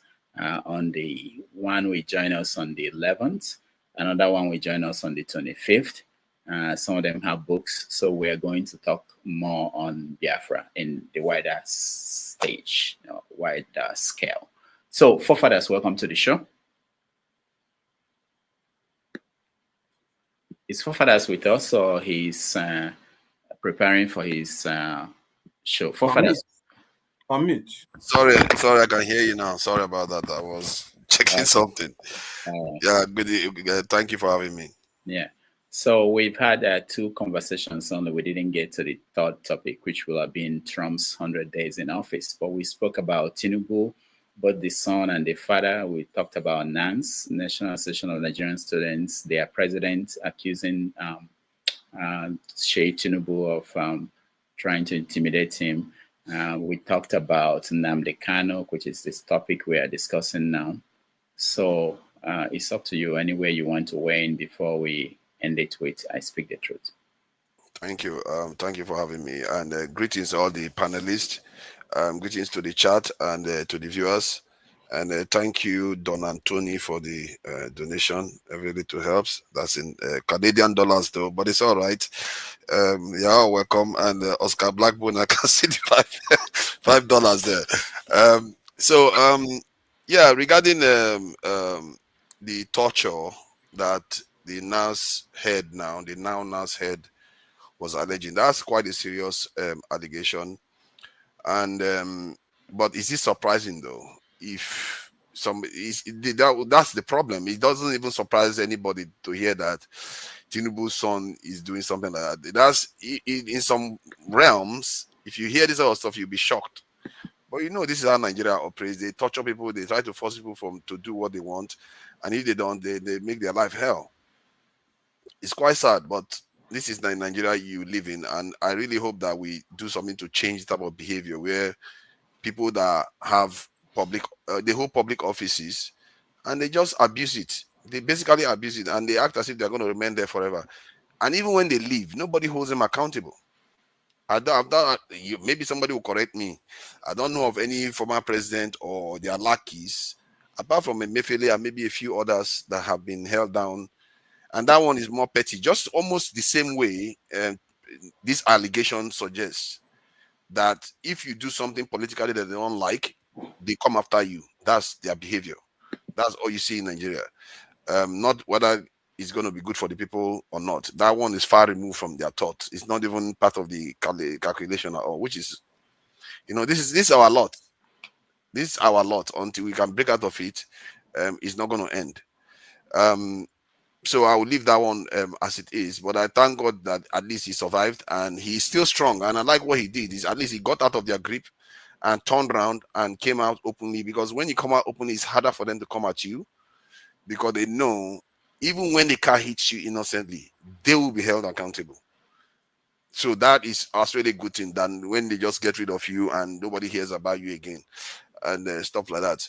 I don't know about what happened with Natasha Akpoti. I wish I know more about this story. I would have liked to comment on that, because I consider her one of the few politicians today that are at least trying to do the right thing. They're heading in the right direction in the Nigerian politics. It's really sad because if you look at the entire political space, I don't even know one other person. Maybe you will say a few governors here and there, OT, but even that, you can't even be too sure that somebody is actually trying to do the right thing by the nation. But we'll see. But regarding Nnamdi Kanu, the one that bothers me about when people come here and talk is when they say he didn't do anything. I don't know why they say that. You can say he did something, but he should also be released. But they say he didn't do anything. They just saw him on the street and went and picked him up. If that was the case, people will be losing their mind right now. There are a lot of people. Like I heard about the boy that stood in front of Peter Obi's car that was arrested. He has been released now, and that too it just tells you how Nigeria be. Nigerians are wicked, though. The guy just stood in front of a vehicle, and you arrest him. You put him in jail for quite a long time. I don't know what is going on in that country these days. And this president, I think I'm going to play a video later on. This president, the kind of thing that they do, they are empowered by foreigners to be causing all this havoc inside their country, knowing full well that they are going to be protected from this nonsense behavior that they are doing within our societies. Because you hear them, the foreigners talking about they are going to empower their partners on the ground. Those partners, Tinubu is one of them. And that's why he feels he can do whatever he likes to people and get away with it. This man is supposed to be a Democrat that fought against Abacha. What is the point of fighting Abacha? Now you go and remove Fubara from office and put yourself, your man there. And your man is busy appointing people like he's going to be there for the next 10 years. What is going on? Nnamdi Kanu didn't do nothing in terms of he did something that got him there. I've had him say with his own mouth on his channels some of the most vile things about Nigeria. That thing can be true, and you can still argue that okay, he served his time in prison already, there's no reason for the federal government to hold him now, especially when the courts have asked for him to be released. You can make those arguments. But they say he didn't do anything. And there were some people that were saying Simon Ekpa didn't do anything too. Why do we do these things? It's just because it's your person. You don't want to tell the truth. Why are you running away from the truth? Two things you can still say he did some things, but because of this reason, that's why he did it. Sometimes you can take risk in this world, and if you fail, you should be ready to lay your neck down to pay the price for it. But if you succeed, it's a good thing. It's not I've seen cases where in the West you are trying to do the right thing, you still go to jail anyway. Even the judge knows you did that thing for the right reasons, but because in the process of doing that thing you broke the law, you still go to jail for that law breaking that you did. If you get caught, it's just how the system should work. Otherwise, people will just go around doing whatever they like they are doing in Nigeria right now. Everybody does whatever they like, as long as they are aligned with the presidency. Maybe that's why they are all running into the arms of the APC right now, so that they can be free to do whatever they like without EFCC coming after them, because EFCC seems to have been politicized already. But that is that anyway. I just thought I should comment on that Nnamdi Kanu. I would just say all these supporters, you are free to say he did some things, but you are also free to say he should be released.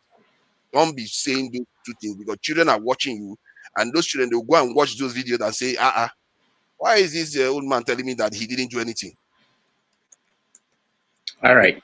Let's get some truths. Thank you. All right, thank you, forefathers. Let me also mention, it's very important that the ladies' show will come on after forefathers stream, and their topic today is marriage a psychological jail sentence? So that will be an interesting conversation. Dr. Adama is ready to host you. Yeah, that came from your show that you hosted last week with. Yeah, I think it's from there, most likely. Yeah. So that will be interesting. If I have the chance, I will tune in to listen to that. Again, for tomorrow's 90 Minutes Africa, we have the Professor Farouk Berogi, columnist, intellectual, who will join us, and he will touch on all the key topics in the news and around the world and in Nigeria. So please join us. I want to also mention the people who support us. It's very important. We appreciate all of you. In fact, next week we have to go on a campaign to raise money to support this platform. I don't normally do that. I don't like it, but we've got to the point where we can do some of the things we want to do. We need help. And I am open about that at this point. So I want to thank Kulata for your support. Judge, we thank you for your support. And Don Anthony, thank you so much. Oscar Blackburn, Don Anthony, we thank everybody. I believe that if we contribute little, just little, and we'll talk more about it next Saturday. It's really important. There are some things we want to do that we can't do it. I wish I can do it. I wouldn't bother anybody. I wish I can do it alone. I can't. But we'll talk about that more next week. I speak the truth. All right. Yes, sir. So let me correct something I heard two people say. First, forefathers. Nice to see you anyway, because that's you're one of my favorite people on here. The boy that was released in jail from prison that you referenced wasn't incarcerated just because he stood in front of Peter Obi's car. It had nothing to do with him standing in front of the convoy. It had more to do with him being accused of, I think, stealing some things by other private citizens, and they incarcerated him without trial, which is, as you know, is normal in Nigerian society. Like we've seen the case of the person, I think it was in Ogun State, that got arrested for stealing a chicken and was incarcerated for over 14 years. I wish OVA was here. He asked a question which was pertinent, and I think people need to be more informed about this. He asked why the judges did not continue from where the case left off. Well, that's because Nnamdi Kanu's legal team, I think 2 or 3 judges before that lady, they did not want her, and they asked them to recuse themselves. And after a while, the judges pushed back, but then they had to oblige, I guess, when public opinion was turning against them. Now, back to what me and Pansat were saying. I think it is imperative that we do not mislead people. Not everybody is versed in the law, and not everybody understands legalese when they read it, even if it is written in the fine print. Now, a lot of times these journalists will manipulate words or manipulate events. Maybe they themselves don't even have a good understanding of how the law works, or they have ulterior motives. Who knows? But sometimes the way they frame these subjects are not correct. The bottom line we have to understand is the judge has ruled that even though Nnamdi Kanu's rights were violated, or some of his rights, he referred the case back to the lower court, the appeals court, for it to continue on trial. For the people complaining that Nnamdi Kanu should be released. Now, this is my question. This guy has skipped bail one time. We could argue, depending on your position on where you're sitting on the fence, that it was because he was attacked by the Nigerian military. That is a valid argument that you can make. But then if you were to stay on the side of the Nigerian government, if say I was representing the Nigerian government in court, I could say, well, this guy, there are no conditions that we can give that will guarantee that he will ever show up in court. Because this was a guy that was backed up by a senator, actually a senator that was here on this very show 2 years ago, stood as a reference for him, and still he ran out of the country. We don't know how he did it. All we know was that he was gone for a long while and was still fomenting trouble outside.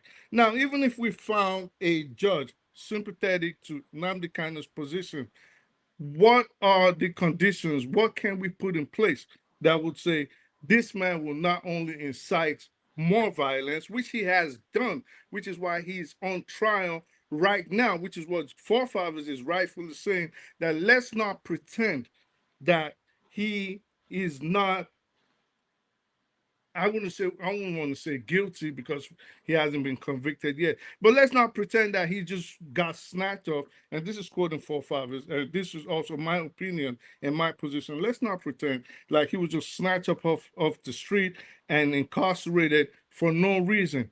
So in a place like the United States, or in a developed place like England, maybe they would have had some kind of electronic monitoring.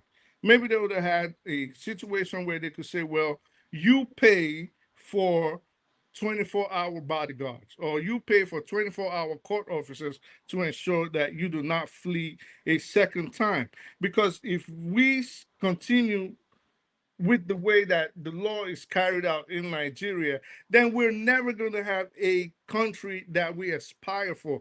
The thing that makes America great today, the number one reason that makes America what it is today, is the respect of the courts, the fear of the courts, even up to the president, which is why America today is having a problem. There's a conundrum. We're saying, listen, if the President Trump, being the president now, could always disregard court rulings, could always violate court instructions, what does that then foretell for the future of the United States? So we have this situation in Nigeria where we have someone that has disrespected the courts.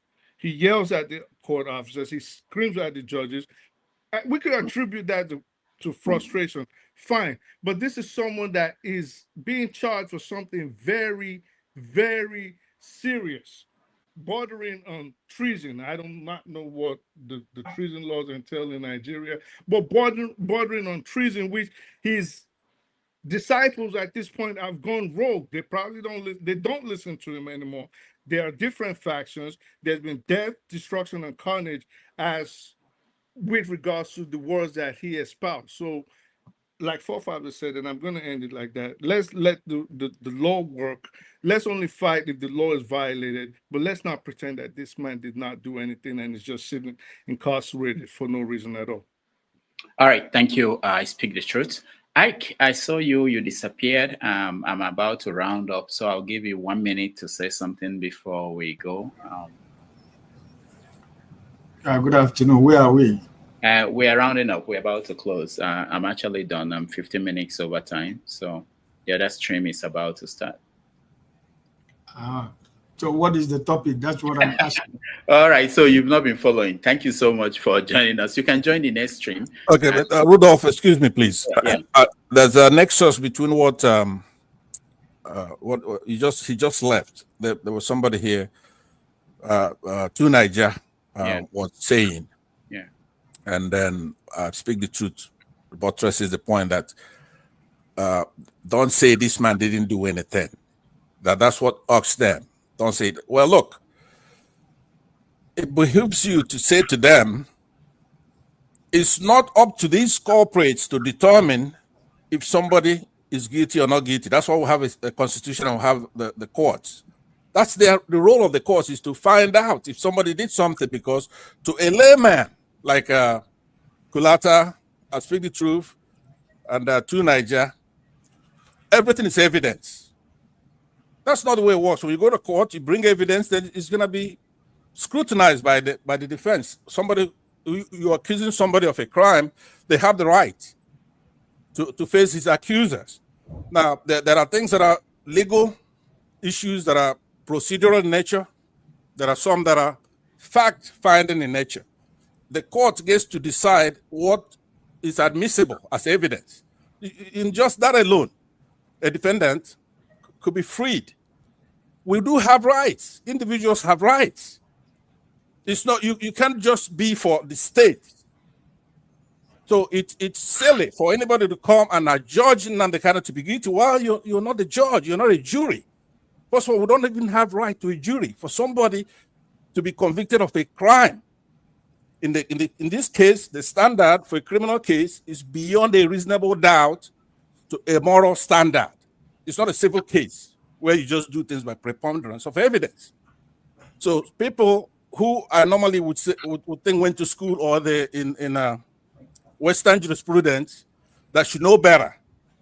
They feel that from gossip or the internet or something that somebody's guilty no matter what. We have courts, and their role is to go through all these things, challenge the state, and then if somebody's found to be guilty beyond a reasonable doubt, then they should pay for their crime, right? So Nnamdi Kanu has gone through those procedures. In all cases, he's been winning every case. Now, he's not the only victim in this. Our country is known to not obey the laws.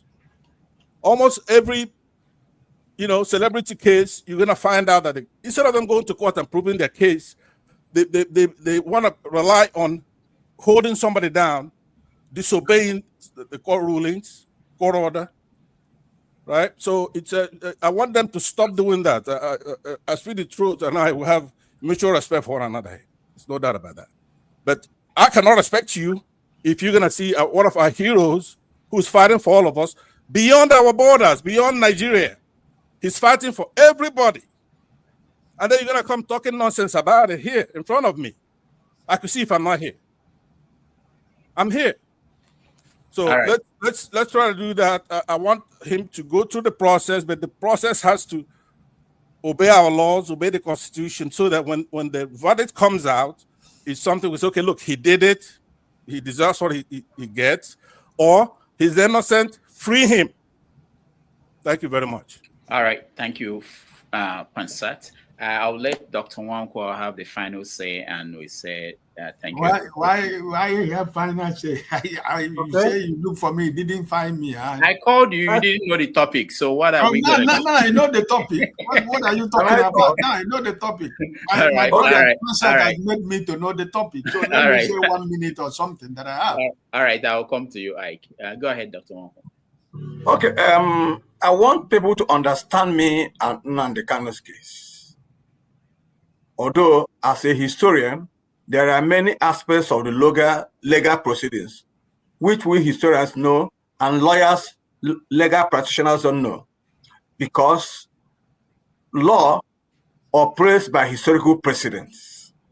Without history, law cannot be dynamic. So the dynamism of law proceedings in any law court are predicated on historical science. in my own position with Nnamdi Kanu, I didn't care to look at the merits of the case. I look at the political aspect of the case, because everything in Nigeria is politicized. We are not even, I've spoken a lot on the issue of Boko Haram being pardoned, being rehabilitated, why even the war against terrorism is still on. That is absurd. So I am not looking at, but I'm looking at the grounds on which he will be released. Because even if he was accused of terrorism, it was also based on political, on politics. Even as I stand here, I have every point to be accused of, of treason anytime I set my foot on Nigeria, because I have demanded for the removal, for the overthrow of the government, and so on and so forth. Even as of today, I still demand that the only thing that will save Nigeria is the removal of the present government. So it's still treason when you look at it legally. But what we are talking about is under the situation in Nigeria, there is no basis why Nnamdi Kanu should be retained, should be kept without being tried and without being released. And as I said earlier, that he is going to be released for political reasons. A lot of crimes have been. I'm not looking at the merit, the operational consequences of his followers, sit home or whatever, the harassment. I'm not looking at that. But I believe that within the context on which Nnamdi Kanu is held, that there is hope that he will be released. When you look at the trajectory of the proceedings, the facts being exhumed at the trial, and also the underground diplomacy by the Southeast governors, who have said earlier that they work towards getting him released. Of course, any case, the law is an ass.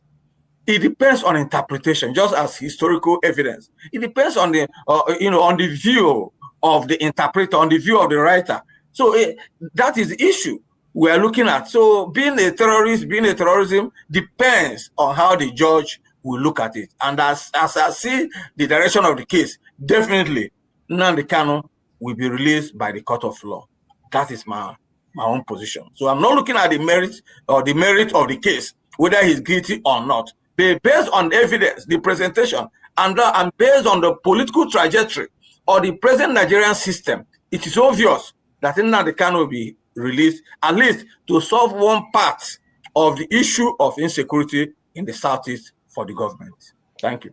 All right. Thank you, Dr. Nwankwo. And we will book you, like I said, to come and explain to us your interactions with the CAN, with the Christian Association of Nigeria, and connected to the ambassador, U.S. ambassador to Nigeria. And maybe by the time you come back, maybe he's removed by Trump. We see all those things. Let me ask Dr. Nwankwo just a quick question. Hold on. No question. Let me say something. I speak the truth. No, I speak the truth. No, we have to go.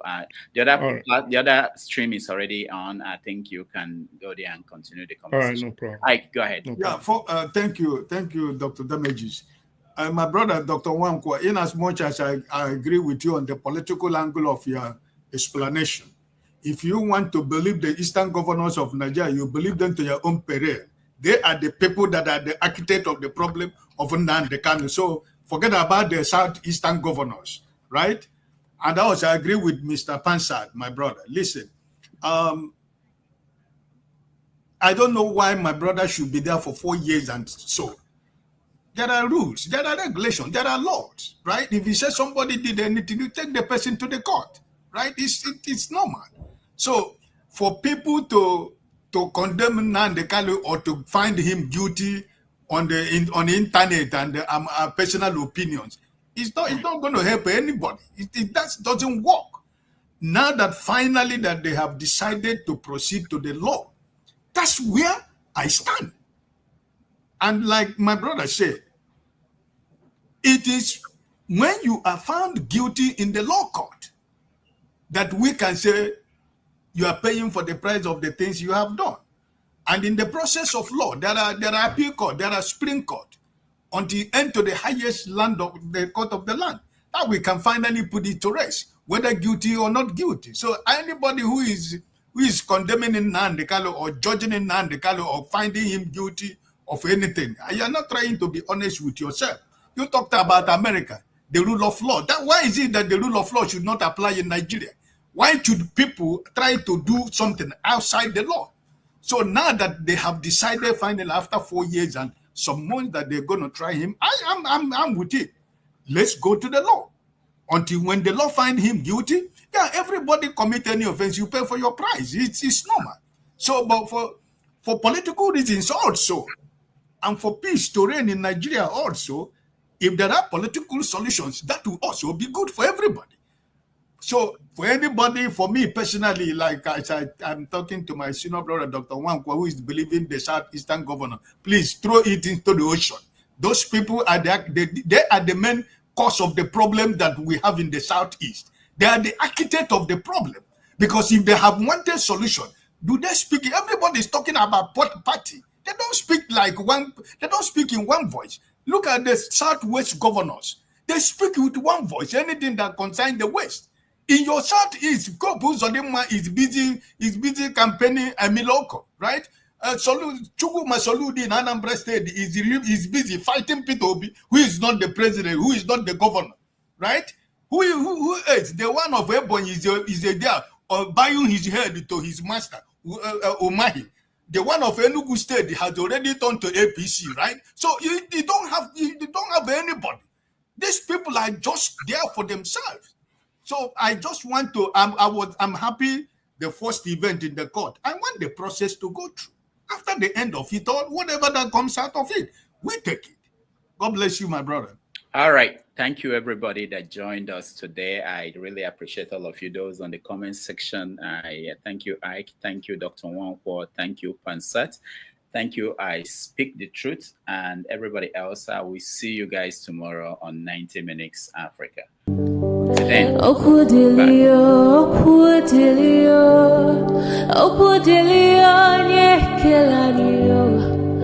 Olisamalugo mkoyene menenua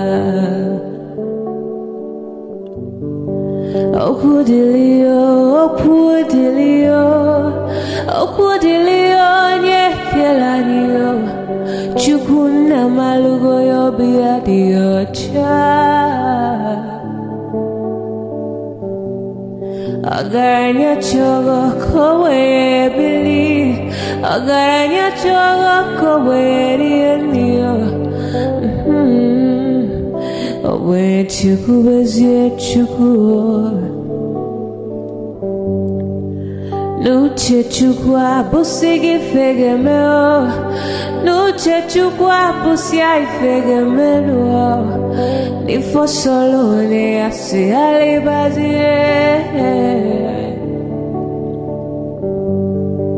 Oboye bebe agaranya muliba Oboye wuru agaranya mebibe solea Mano agaranya uwa Oboye afyozi nipa kwa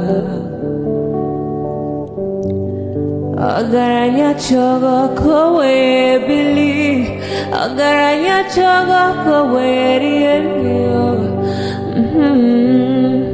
Oboye chikubezio lisa Kodili ma kodili bemo Kodili wakema kodili wanima Naino kwane we beluge beluo Kodili ma kodili bemo Kodili kemo kodili heyo Ibedwe me wanem Nikadie zibo hewo